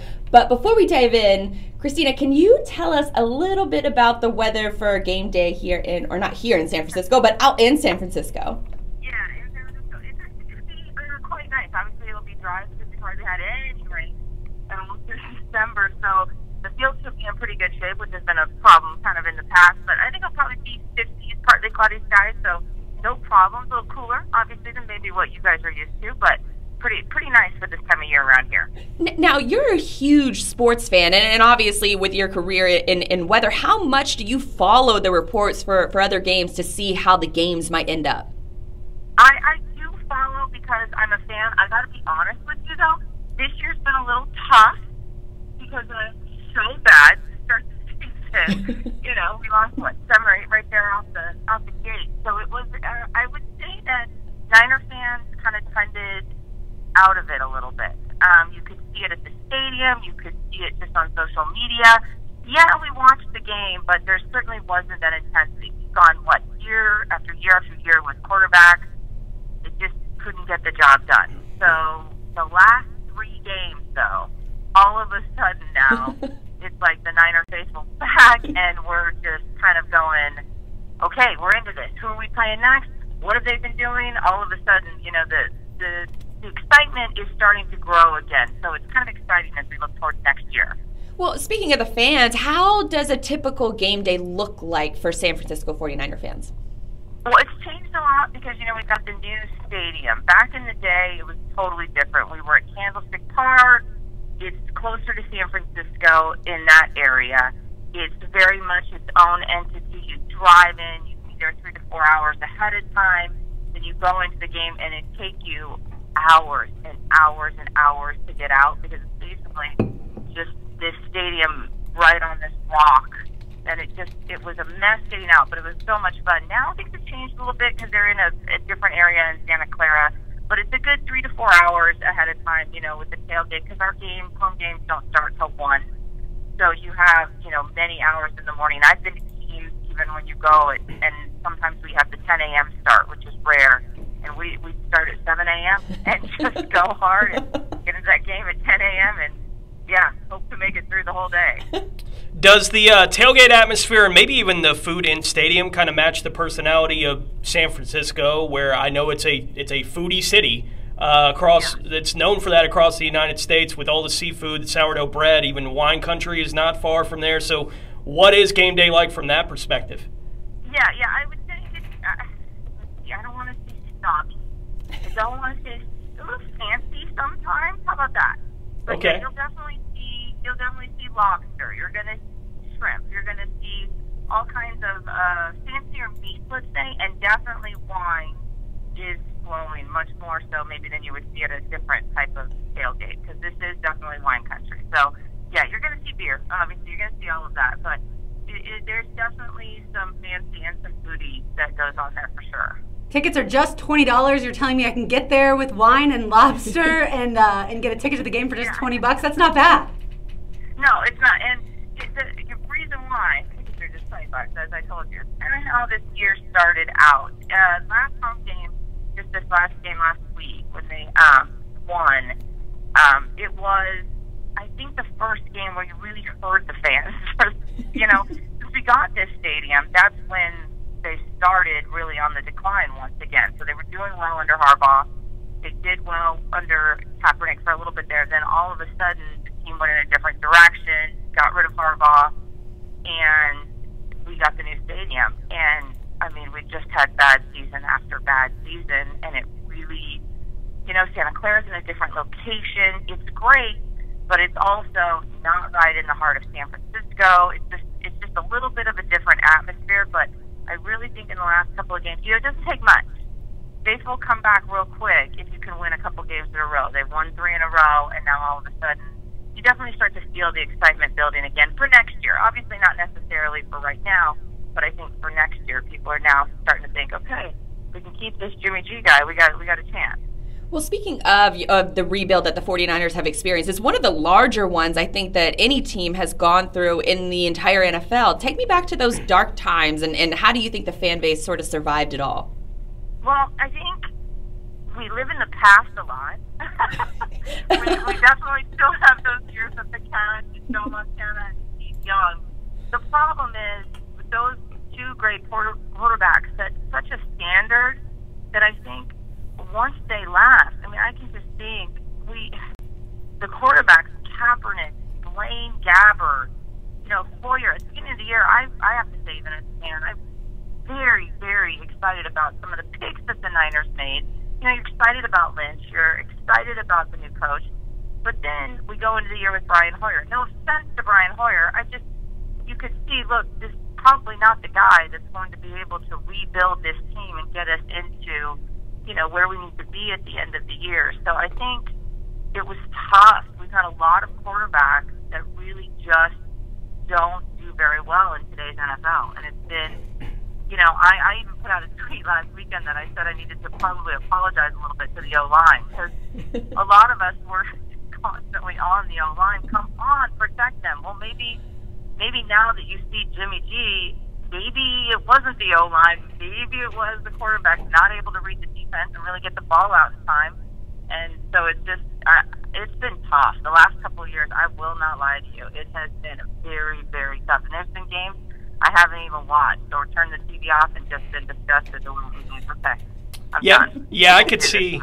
Yeah, I could see where Jimmy G coming in would completely change the way you feel about a football team. I mean, he's obviously better than anything they've had playing quarterback for the last several years. So talk a little bit about that, just reigniting that fan base. And I need to know, because all the girls around me always talk about Jimmy G, all right, are there any good nicknames for Jimmy G out there on the West Coast yet? The only thing I've heard that I liked was Jimmy GQ. I thought that was pretty it's a good one. I was like, okay, and he does tend to get better looking the more he wins. I will say that. But no, I think if you put all your eggs in one basket, then it's a little crazy. But clearly, he is a different kind of quarterback than we've seen in a long time. Bassard, who was the rookie quarterback playing a little bit this year, once they finally pulled Hoyer, did all right, and this may be a kid in future years that you could throw out there, but he was just getting killed, and I think it's a lot to ask a rookie to be able to read a defense that fast, and, you know, it wasn't quite there, and I think now with Jimmy G, if they can keep him, I mean, you know, there's a lot that's got to happen in the offseason. They can put the franchise tag on him, I realize, but if they keep him, definitely moving forward now, I think a lot of people are excited. I think all of us were excited about the possibility that he might actually be good, and then now that we've seen him 3 games in a row, I think now you can say, okay, this is what you need. Is he the final piece? Absolutely not, but that's a pretty big piece that we have been missing for year after year after year after year. You know, Kaepernick was good for a couple of years, and then I think this defense has figured him out. I think the NFL figured him out. I think that he was exciting. I mean, I don't remember a quarterback much more fun to watch at that point, but it got to the point, again, where I think the NFL figured things out, and they're more of a traditional type guy. Christina Warner, chief meteorologist for Fox 40 News in Sacramento, joining us. Christina, which player on the Jaguars team scares you the most? I'd say the entire defense. How about that? You can say that. Yes, the defense, and I'm afraid of all the sacks. I'm afraid of someone getting hurt today. Can we just not hurt our quarterback that we might have for the future. You know, I'm not actually thinking we're going to probably pull this one out, but the defense is just sick. I mean, it's just, I think that's I'm hoping that we get a couple first downs. How about that at this point? Christina, besides Jimmy G and Kyle Shanahan, who else on the 49ers team deserves to get some love and why? I think the big thing, again, would be the defense. They've definitely gone through a rebuild. It's a lot of young guys. It was hard this year. We lost a couple of guys that were kind of fan favorites. But the young defense is really starting to come around, that's for sure. And I don't think the special teams gets enough credit. That special teams unit that they put out every single week really has been successful. I think they gave up one touchdown and one run back, and that's about it. I mean, other than that, they're kind of, not really heard about or talked about because the Niners are so bad, but that's kind of exciting moving forward. They've got a decent special teams that can really put you in good position. But, of course, Robbie Gould, the kicker, he has pretty much scored all of the points this year for the team, and he was not a Pro Bowl selection, but I guess he was an alternate. So Robbie Gould really kind of reignited this team for sure, and it's been amazing. He did a great job last week. We thank him. Yeah, thank you, Robbie Gould. What is the sports hierarchy like right now in San Francisco? I'm sure the 49ers were number one with a bullet for about 30 years, and now we've seen the Giants win a couple World Series in the past handful of years. I know they're across the bay in Oakland, but Golden State is obviously a hot ticket right now in that area.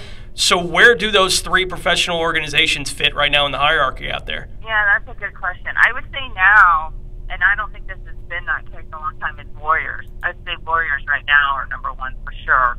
And now, in the last couple of weeks, I would say that really the 49ers have surged back into second because of hope for next year. And the Giants really struggled last year. But then they picked up Evan Longoria this year. I always want to say Eva Longoria. I realize that's the actor, but picked him up.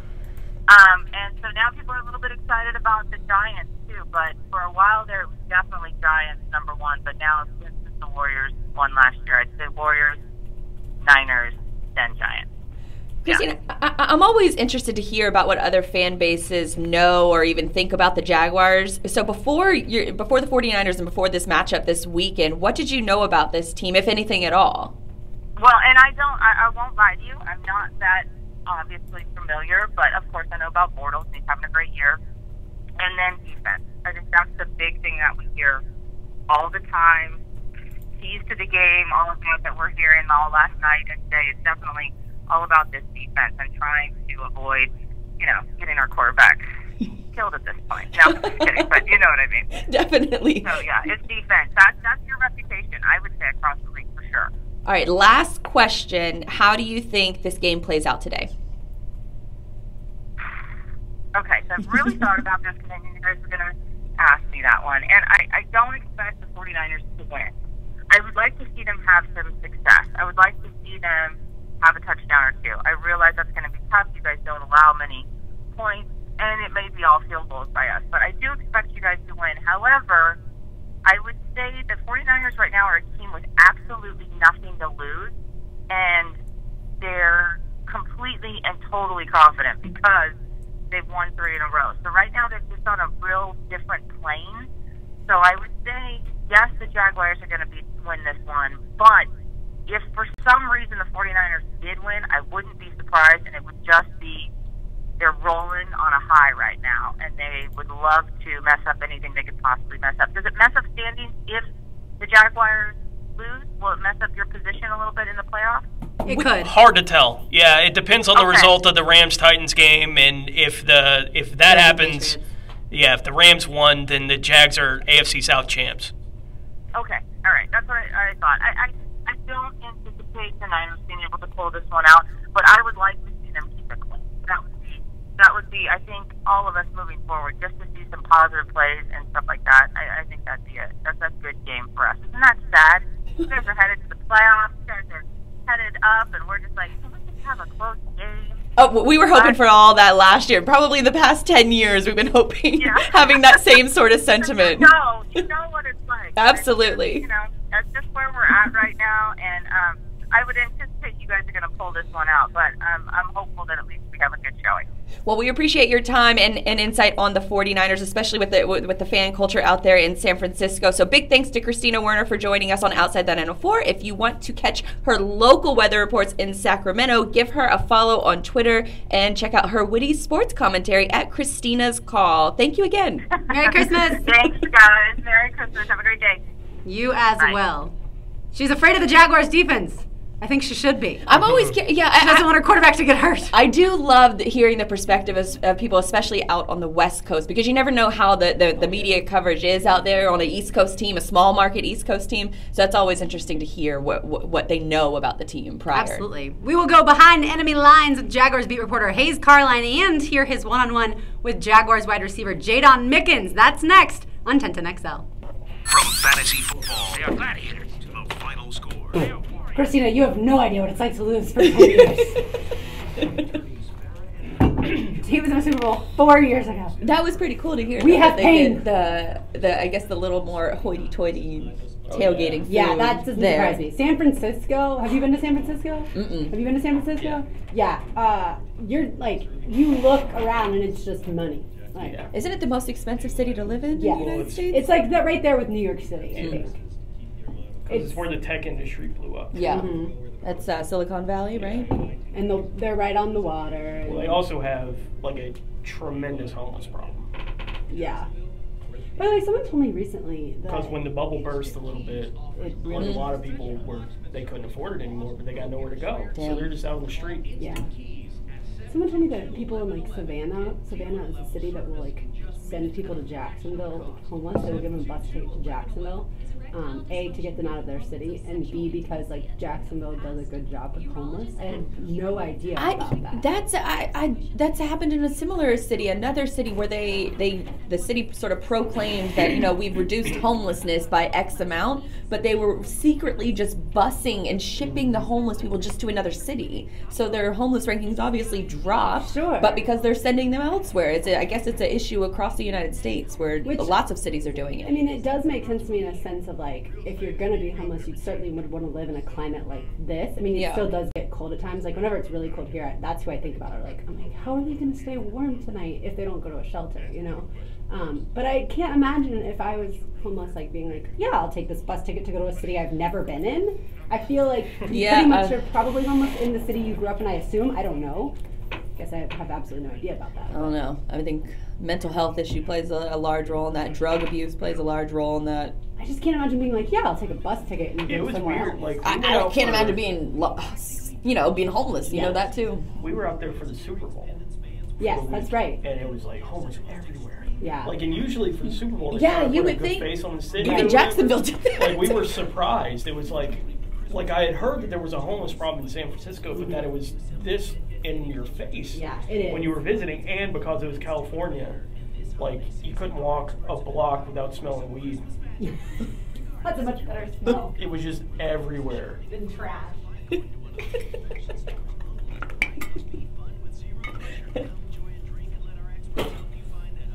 Which was weird. Well, they're just so free with it out there. I think they're. I went ahead and recorded just in case. Like, you want me to cut it up and send it to you? Would you use Yeah, that would be great. Could you please? Thank you. Yeah, we were the first night we were out there. We were walking down the street.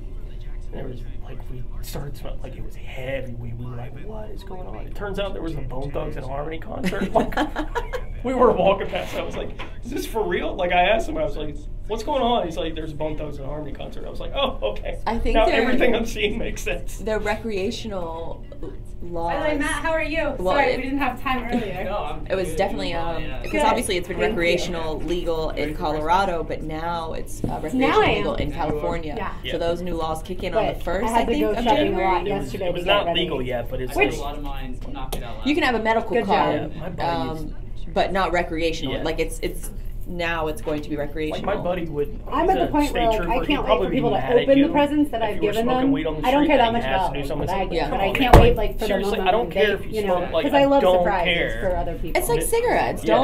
Nobody cares. Don't use your habit on. Don't force your habit on somebody else. I can't not see that. When my mom went to San Francisco, I don't know what you're talking about now, but before my parents went out there, my mom got a ton of, and Chicago, got a ton of McDonald's gift certificates, and every time she would see homeless people, she would That's a good idea. If I ever go back, I'll do that. because she was like, I can't not do something, but I want to make sure that I'm doing something that's like nutritional. When we went to New York for the Super Bowl, and I had that big, stupid Yukon jacket that we got for Christmas, like, I have no use for this. And so I just gave it to a homeless guy. I was like, I'm not going to, there's no way. There was a study that was released on I think it was like Vice, like one of those channels, and they gave $100 to like a more affluent person, and they gave $100 to a homeless person, and watched what they did with the money. And the homeless person shared the money with everybody around him, and the person that was a little more affluent kept it for themselves. So it just sort of goes to show that if you have less, you're more generous almost. Well, remember last year, Steve, wasn't it for Christmas? Steve gave us all like $50, and he was like, I'd like you to use this, for someone who really needs it. Oh, I didn't know that. Yeah. I didn't get that part. Because I definitely spent that on myself. You may not have gotten the email. You can blame it on that. I use it to buy a present for someone. Present for myself. 15 seconds. Hayes is ready to roll. Thank you. Awesome. Yeah. By the way, he's just over 5 minutes. Okay, thank you. We'll cut this short. He's in Indiana, not in California. He's with his family. We didn't travel, So have a wonderful holiday season with your family, with your friends, whoever you spend it with. Just have a blast. Now let's go behind enemy lines. Brought to you by Riverside Pain Physicians. Hayes Carline, Jaguars beat reporter for 1010XL, joins us now from Indiana, where he's spending Christmas with his family. Good morning, Hayes. How's the weather there? It is fantastic. We had lots of snow yesterday morning, so Avery and Jackson got a chance to play in that. They built a snowman. Having a big time here in Indiana. Wait, is it morning or afternoon there? Doing great back home. I'm sorry? Is it morning or afternoon where you are? Morning. Well, what is it, 12:18? So I guess that would make it the afternoon. Okay, just kidding. Good afternoon. Well, I'm glad you guys got snow. Are you having to shovel snow? Like, did you go home and now you have to shovel snow? No. It's nothing like that. In fact, now there's really none on the ground. It's like 40 degrees. So it was good though. The kids were worried that they wouldn't see any, so it was good that we were able to cross that off right from the get-go, and certainly now looking forward to hopefully having a little warmer weather. Florida boy does not do well in freezing temperatures. I can understand that because that's how I would be too. The 49ers defense struggles with running backs in pass-catching roles. So do you expect Jaguars offensive coordinator Nathaniel Hackett to exploit that weakness today? That's a great question. It's interesting. The Jaguars have really struggled with the screen, but this would certainly be a game where they could get it going. I think it'll be more what we've seen lately, which will be a lot of crossing routes to try and get some yards after the catch. I think he'll take a couple of deep shots, whether it's to Keelan or Dede, and then I think it'll be a steady dose of Leonard Fournette. So, it certainly, I'm sure it's in the plan. It's something that will be interesting to see who they use it with. I think Fournette's done a really good job catching the ball. I'd like to see that expand a little more as they start to really hone in on the playoffs. But honestly, TJ Yeldon's capable of doing it as well. So, it certainly could be something to try and catch the 49ers off guard. And hopefully they execute a little bit better than they had been in the midway point of the year. Hayes, we know that the guys that are making the big plays week in and week out, but who's a guy on the Jaguars squad that's doing the little things each week that might go unnoticed? I think Marcel Darius is really playing well. And, you haven't seen it in terms of the pass rush. He made a couple of Pro Bowls in Buffalo largely because of his ability to get a rush from the interior. We haven't seen a hint of that yet, but I do think it's in there. I think Marcel Darius is a guy, as you start to, get deeper into the year, and obviously he's more acclimated with what Doug Marrone and Todd Wash want to do. I think you're seeing that familiarity increase. So, I think Marcel Darius is a guy that, maybe isn't getting a lot of attention, but is somebody that could really make a strong push here towards the end of the regular season and into the playoffs. Hayes, Leonard Fournette expected to be back out on the field today for the Jags. Is the health of Leonard Fournette over the course of the last 2 weeks heading into the playoffs the biggest story for this football team getting ready for a January run? And if it's not that, what do you think it is?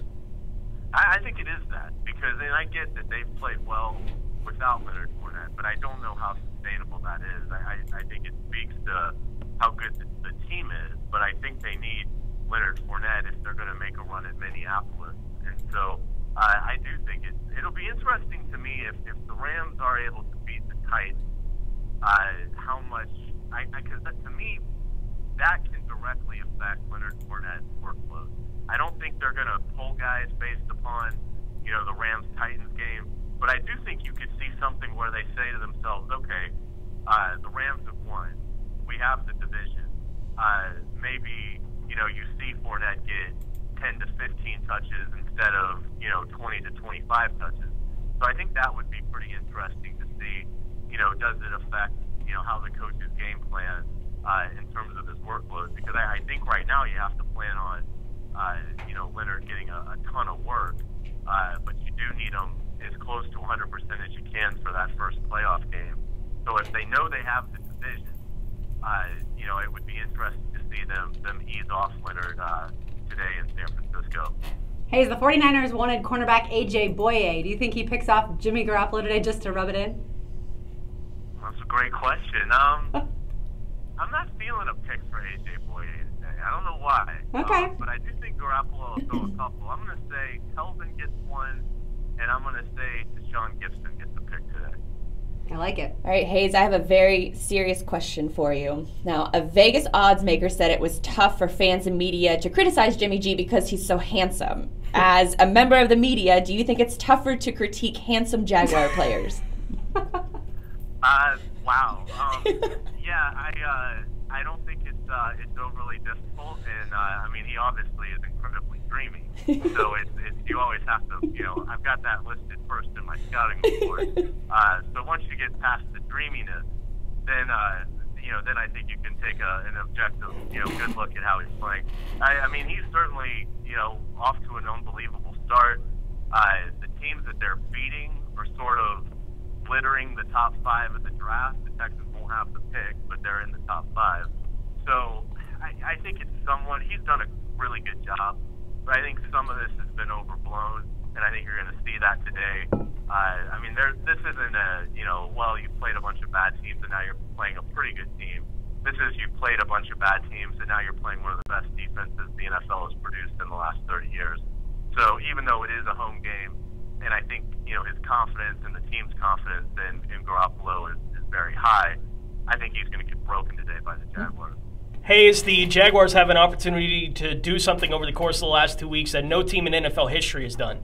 And that is have 4 guys get to double digits in the sack column. And there's a big opportunity today because Zane Beadle is playing right tackle for the 49ers, with Dante Fowler needing 2.5 over the course of the last 2 weeks to get to 10. Malik just needs a couple to get to 10. What do you think the odds are that the Jaguars as a team are able to accomplish that feat? I think it's going to be slim. I'll give it 15%. I don't think either one are going to get there. I think Dante and Malik, I don't think they've had their last sack of the regular season, but I don't think that Dante will get 2.5, and I don't think Malik will get 2.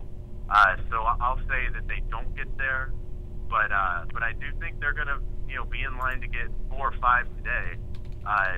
So it'll be interesting to see the distribution. I think Ngakoue gets probably around 2 would be my guess. So I think you'll see it in terms of Malik and Dante pushing closer to it.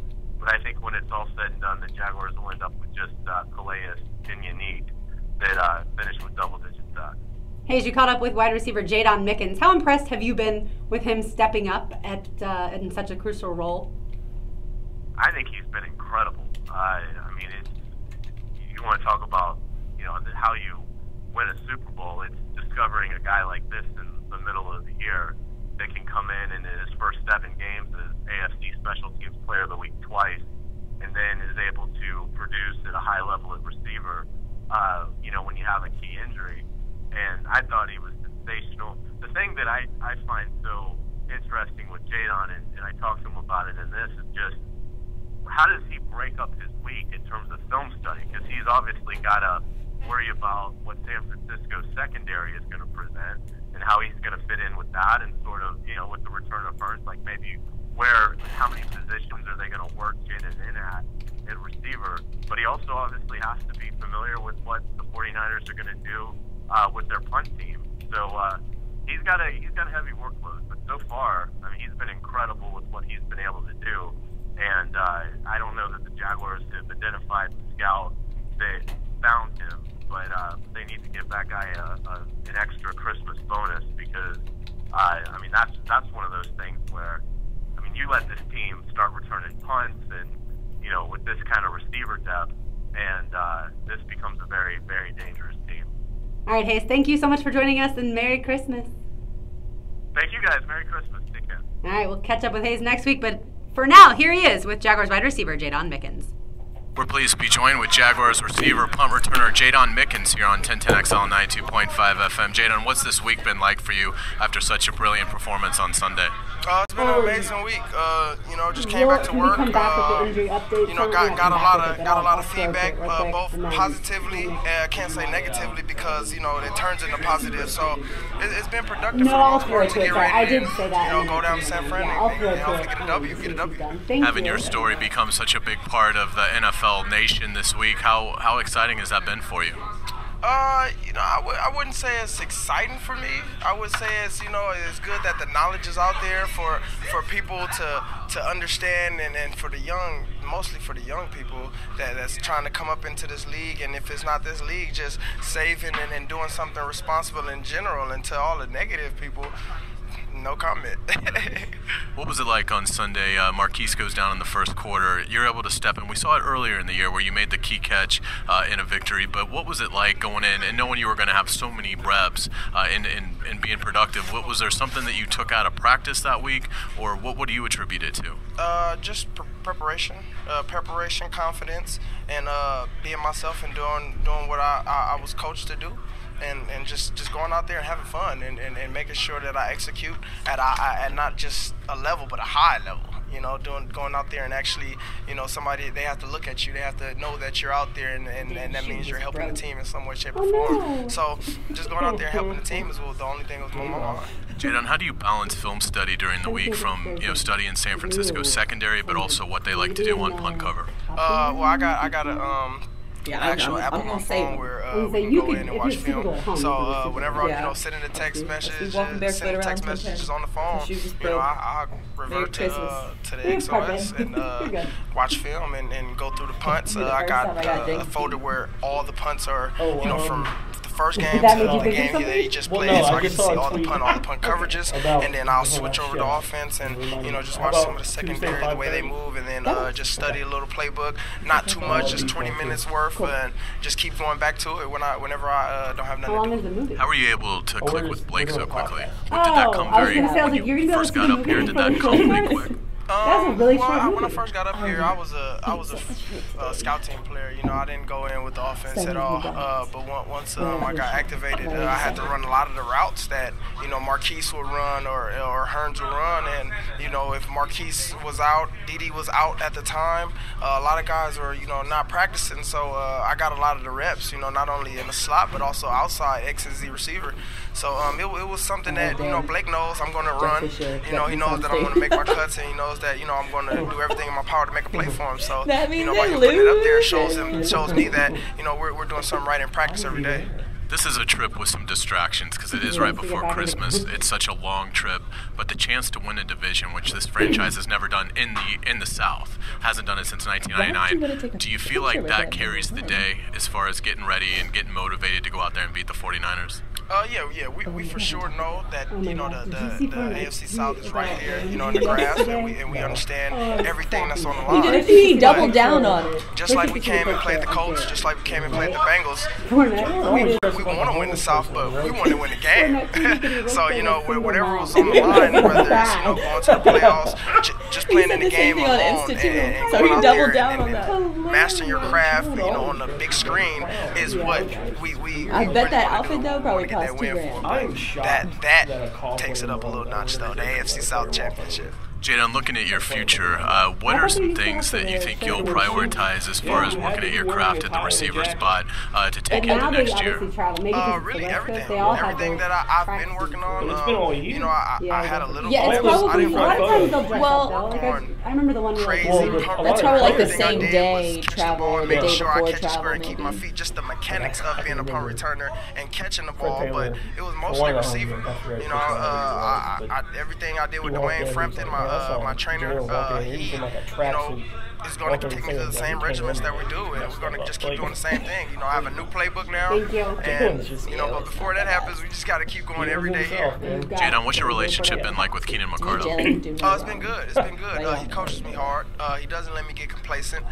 Even though I do something good, you know, he's going to critique it. If I do something bad, he's going to get on me. So, but you know, he coaches hard because he knows what he expected out of himself and what people looked at him for, and he sees us all as little McCardell's. You know, he was a 12th round draft pick when they have 12th rounds, so he doesn't care about undrafted. He doesn't care about first round. He cares about production, getting the assignment, alignment, and making plays, and I love it.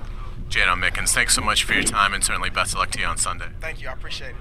Thanks to Hayes for catching up with Jaguars wide receiver and punt returner Jadon Mickens. Now, Tony, tell us about the latest when it comes to injuries. The personal injury attorneys of Farah and Farah present this injury update. Farah and Farah, protecting you and your family since 1979. Pretty short list this week for this game. San Francisco, just a couple guys officially listed on their injury report. Gregory Mabin with a calf injury listed as doubtful, the cornerback, so he likely won't be able to play today. And Garrett Selleck, the tight end with a knee injury, saw him leave the game last week against Tennessee late.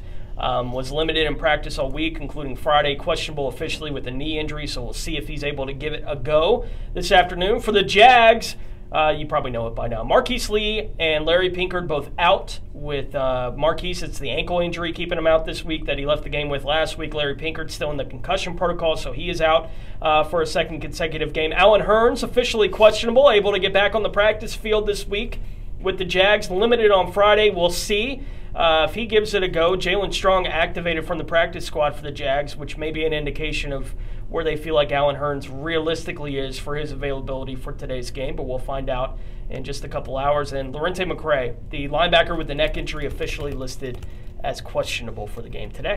Well done, Tony. We have one more segment to go, so we will make our picks next. Keep it right here on 10 to XL. When it comes to tough, versatile workhorses, nothing compared to Kubota's full line of RTV series utility vehicles, engineered to last. Yeah, I mean, I went on a couple road trips with the team, and there was never one that I went on that I wasn't like, you gotta wear, like, if you're coming on the team play, you gotta wear a jacket and tie. I wonder if they're a little bit lax because Yeah, they're proving it on the field. But that was maybe. like a Coughlin rule that stuck around. Yeah. So I don't know. If the Jaguars have an away road game, obviously away and road game, away or road playoff game, do you think there's any chance our show goes, or do you think you would have to stay here for your responsibilities? I don't know. We can figure it out. Yeah. I would not, because like I was just wondering if Steve would be like, you know what, that would be, if we're supposed to be like, you know, kind of a tailgating show, the first time ever, I kind of feel like he might be like, you know what, this is worth like it. But I don't know, like I said, because you obviously work. Yeah, I don't know if he'd want to do that, or if the station was going to run a watch party or something. Right, that would be, that would be the only way. And they want us kicking it off. That's true. I don't know. Which would be awesome too. Yeah. Because wasn't it Shad who said we're going to have something special planned? Was it Shad? I thought said something in one of his quotes after last week, said something like, we're going to have something special. But That's a buddy of mine were talking after the last game, and he was looking up like flights to Minnesota, like planning like a Super Bowl trip, and he didn't say, but I was like, you really? I was like, you would go out there? I'm like, I would want to, if the Jaguars do go to the Super Bowl, I would want to celebrate it here. I would want to watch it here, because I'm sure the Everbank would have something where, you know, they have the game on there. Like, I would want to watch it with fellow fans, not... Well, I'm sure you'd want to go if everyone that you want to watch with was able to go. But yeah. I mean, that's almost impossible. It would feel like too much of a corporate vibe, I think. And if it was in, like, a warmer weather city, like within driving distance, like New Orleans or Miami, I would absolutely go. But Minnesota or any other city... Year, they're going to be in Atlanta next year. I think it's Atlanta, Miami, Tampa, then L.A. after this. Yeah, I feel like it should always be in a southern city. But yeah, I would definitely want to watch it here. I can't remember what order they're in. But those are the next 4. Is Atlanta, Miami, Tampa, LA. Yeah. Which, if we're still doing this, I don't want to go to LA. I have no desire to go to LA ever. I hate Los Angeles. Truth be told, I didn't love San Francisco. Everyone told me I would love it. I didn't love it. I loved like Napa Valley and all the winery areas. That is still to this day one of the most beautiful places I've ever been. Really good prime rib in San Francisco. Oh yeah. And maybe the best grilled cheese in my life. Like the bread. They have really good Chinese food in San Francisco too. There was a place that we went and the line was around the corner. The place was just called the House of Prime Rib. I'm so hungry. Like you walked in, you just basically that's all that's on the right. menu is prime rib. It's just how big of a cut of prime rib do you want? There's not even like options on sides. It's like you get cream spinach and a salad and Yorkshire pudding. Like that's what you get. Very nice. My stomach pains right now. And they cut it at the table. hunger offered pains. you a Lunchable. I can only eat the pepperoni pizza ones. That's my jam. That was my hurricane prep too. I bought like 10 of them. It's like I ate most of them before the damn thing even got here. What's wrong with turkey and cheese? I don't It's know. not bologna. I do like bologna now too. I bought a damn package of Oscar Mayer bologna and ate the whole thing within like 24 hours. Slightly disgusted with myself, but. Oh, Garth played in Nashville last night. Oh. What a fun concert that was.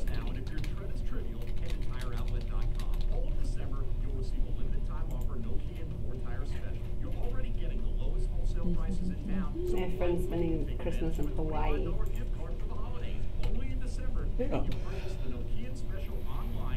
I don't know that I could ever go away for Christmas.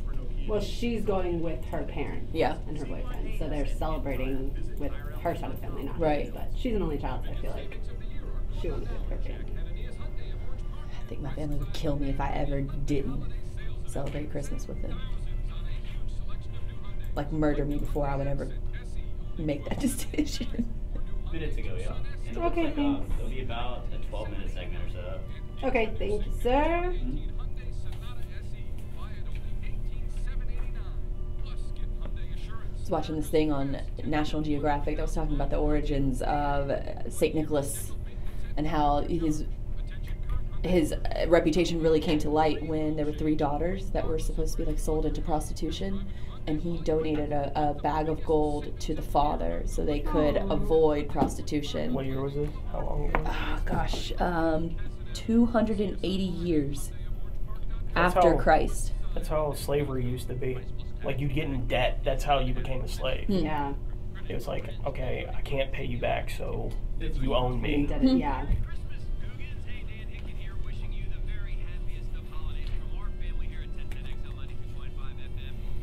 Which is actually what the biblical slavery 1200. was.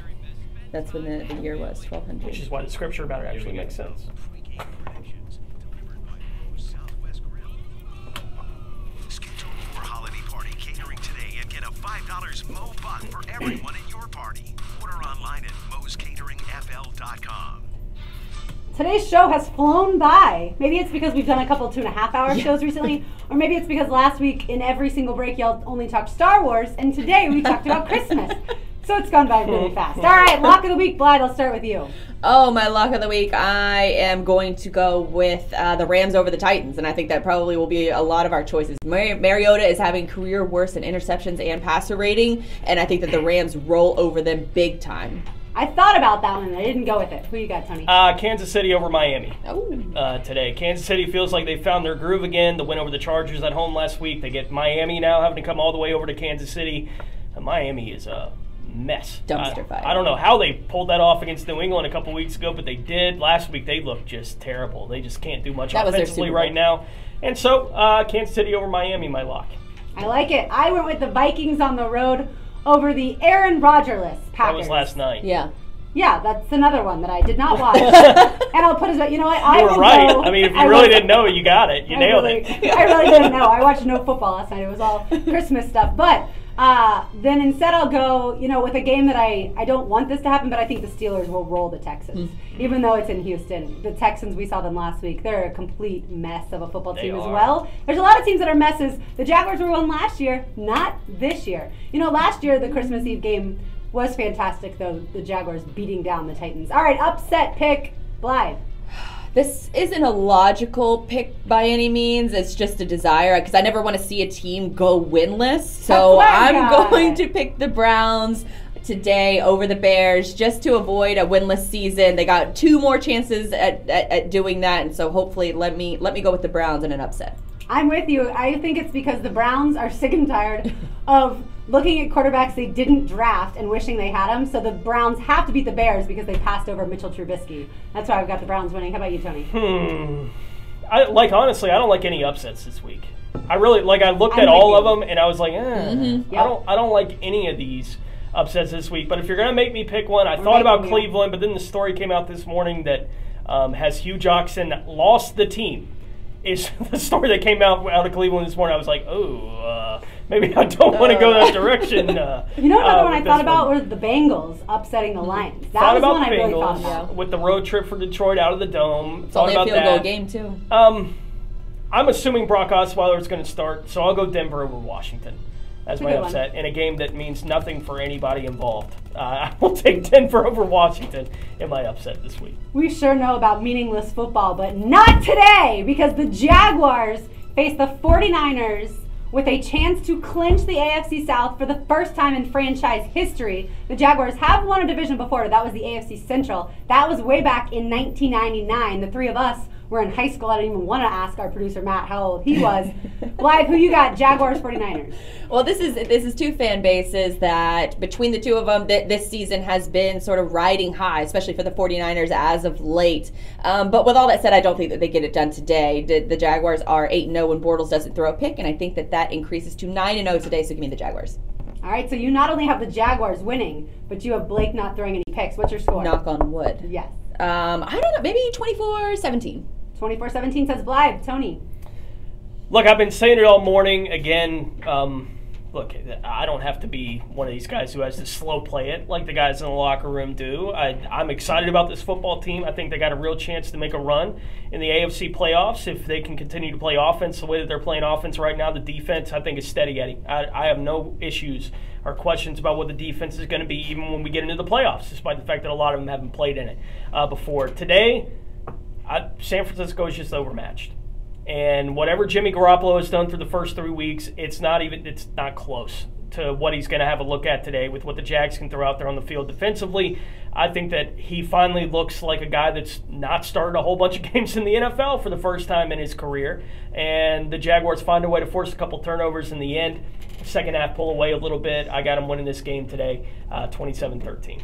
27-13, and I will go Jaguars 28, 49ers 17. The Jaguars had 4 Pro Bowlers that were announced this week: Malik Jackson, Calais Campbell, Jalen Ramsey, and A.J. Boye. So you know what the NFL is saying?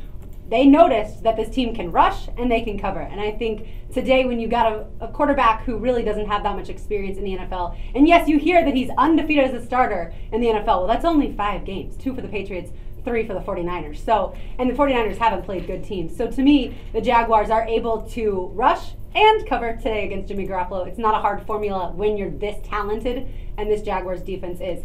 All right, if you guys were in the stands today, Jaguars, 49ers, poor Blythe is starving. We are almost out of time, Blythe. You can eat as soon as the show is over. But if you were in the stands today and you had one of those signs that lots of fans like to make, all I want for Christmas is, and you're going to fill in the blank, besides food, Blythe, what do you have on your sign? Dang. An unedited, mic'd up version of Jalen Ramsey. Oh, that's a good one. Yeah. Tony? Did you watch the mic'd up last week? I did. Where Todd Watch had to threaten him? Yep. I did. But I thought it could have been, I don't know. Maybe I expect a little bit more trash talking from Jalen. And so I wanted to see the unedited version, which I know we'll never hear it. Like the moments that you would have seen in that game where he's obviously trash talking him, he wasn't. Like, DeAndre went up and caught that ball over him, and Jalen was just like, that was a nice catch, bro. Like, that's basically all Jalen said was like, wow. That's what we know. That was a good one. But, yeah, Todd Watch having to tell him at the end of the game. Jalen standing on the side. I don't know if you saw it too, but Jalen standing on the sideline saying, I'm going back in, coach. Mm-hmm. And Todd was like, look, you can go back. I hear what you're saying, and you can go back on the field, but if you go back on the field, we're getting a 12 men on the field penalty, and it's going to be your fault. And Jalen just kind of crossed his arms and said, all right, I'll stand over here. I don't want to get a penalty for the team. Look, I don't dream big, baby. Super Bowl, Lombardi, bring it home. Yeah, that definitely too. That's the Christmas list, right? Like that's it. That's why you enjoy football as much as you do. It's the opportunity to go win championships. You got a potentially championship caliber team this year in Duval County. Go get it, baby. Let's go to Minnesota and bring one home. I love that. If I put all I want for Christmas is a ring on the sign, I think there'd be a certain person who's very nervous about that, but I would need a Super Bowl ring. I will say a Patriots loss to the Bills. If I was at the game today, that is the one thing that I think could happen today that would really improve the Jaguars' chances in the playoffs. And I do think that you have a fan base now who is thinking Super Bowl. I've gotten texts throughout the show today from people listening. Thanks for listening. And they're saying, we want to go to the Super Bowl.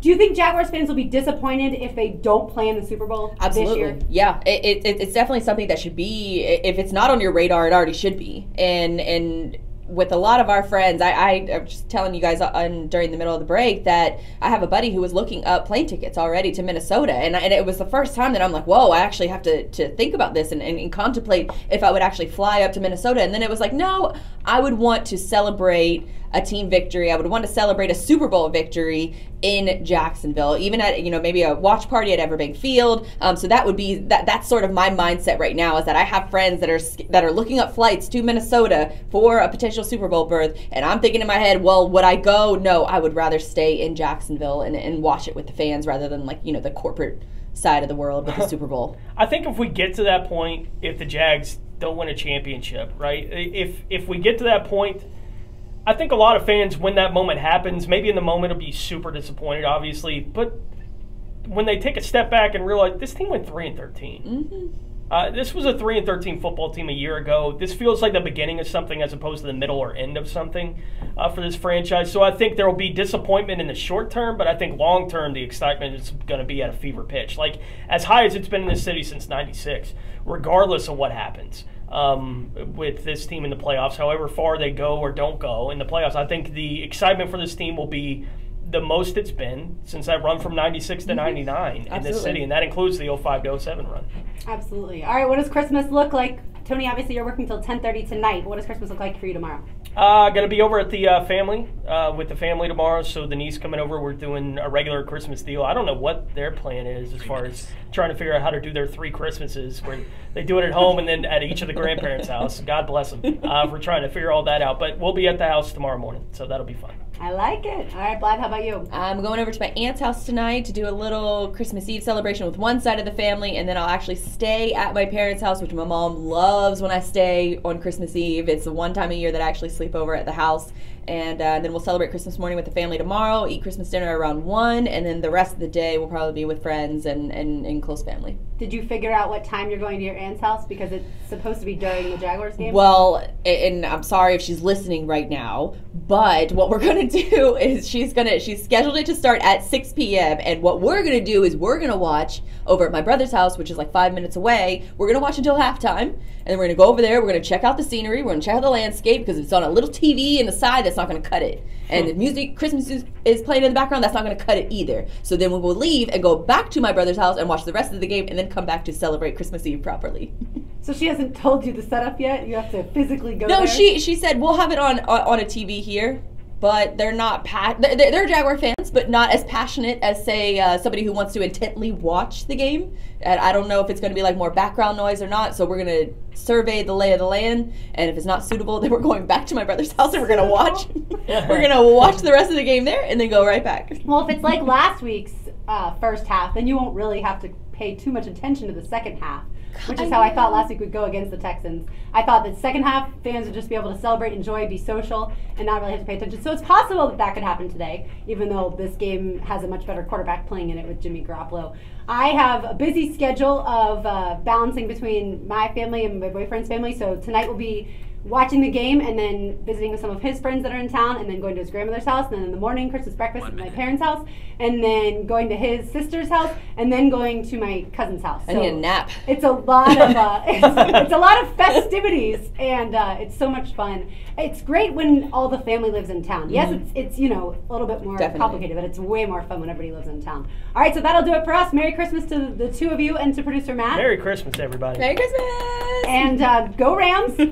Go Bills, go Texans, and go Jaguars. That's a wrap for us. Thanks to our producer Matt LeVay for making it all happen, and to Hayes Carline for joining us and for catching up with Jadon Mickens. Thanks also to Christina Werner for joining us from out in Sacramento. For Blythe Brumleve and Tony Smith, I'm Lauren Brooks. Thanks for listening to the 1010XL Kickoff, fueled by Sawyer Gas and presented by Coastal Equipment. Enjoy your game day on this Christmas Eve, and stay tuned for the Publix Tailgate Show with JP Shadrick and Mike Dempsey. That's next on 1010XL. Right. So before I let you guys go, I just wanted to show you this cute little gift that I got for my 1010XL colleagues. It's a Jaguars playoff survival kit. Tony. So I think you can read that. Texted me. I heard that. So it's a Jacksonville cup with a little Guys Girl logo on the bottom, and what we got inside, that's for coffee or for alcohol. You open it up, you got a little football stress reliever. We also have some confetti poppers to pop whenever they do win, and then some cough drops too for whenever your throat is really sore from cheering so much. So that was my little playoff survival kit gift to my 1010XL colleagues. Hope you guys have a Merry Christmas. Thank you guys for watching, and we'll be back on a normal schedule starting on Tuesday after the holidays. Merry Christmas and Happy New Year if I don't see you.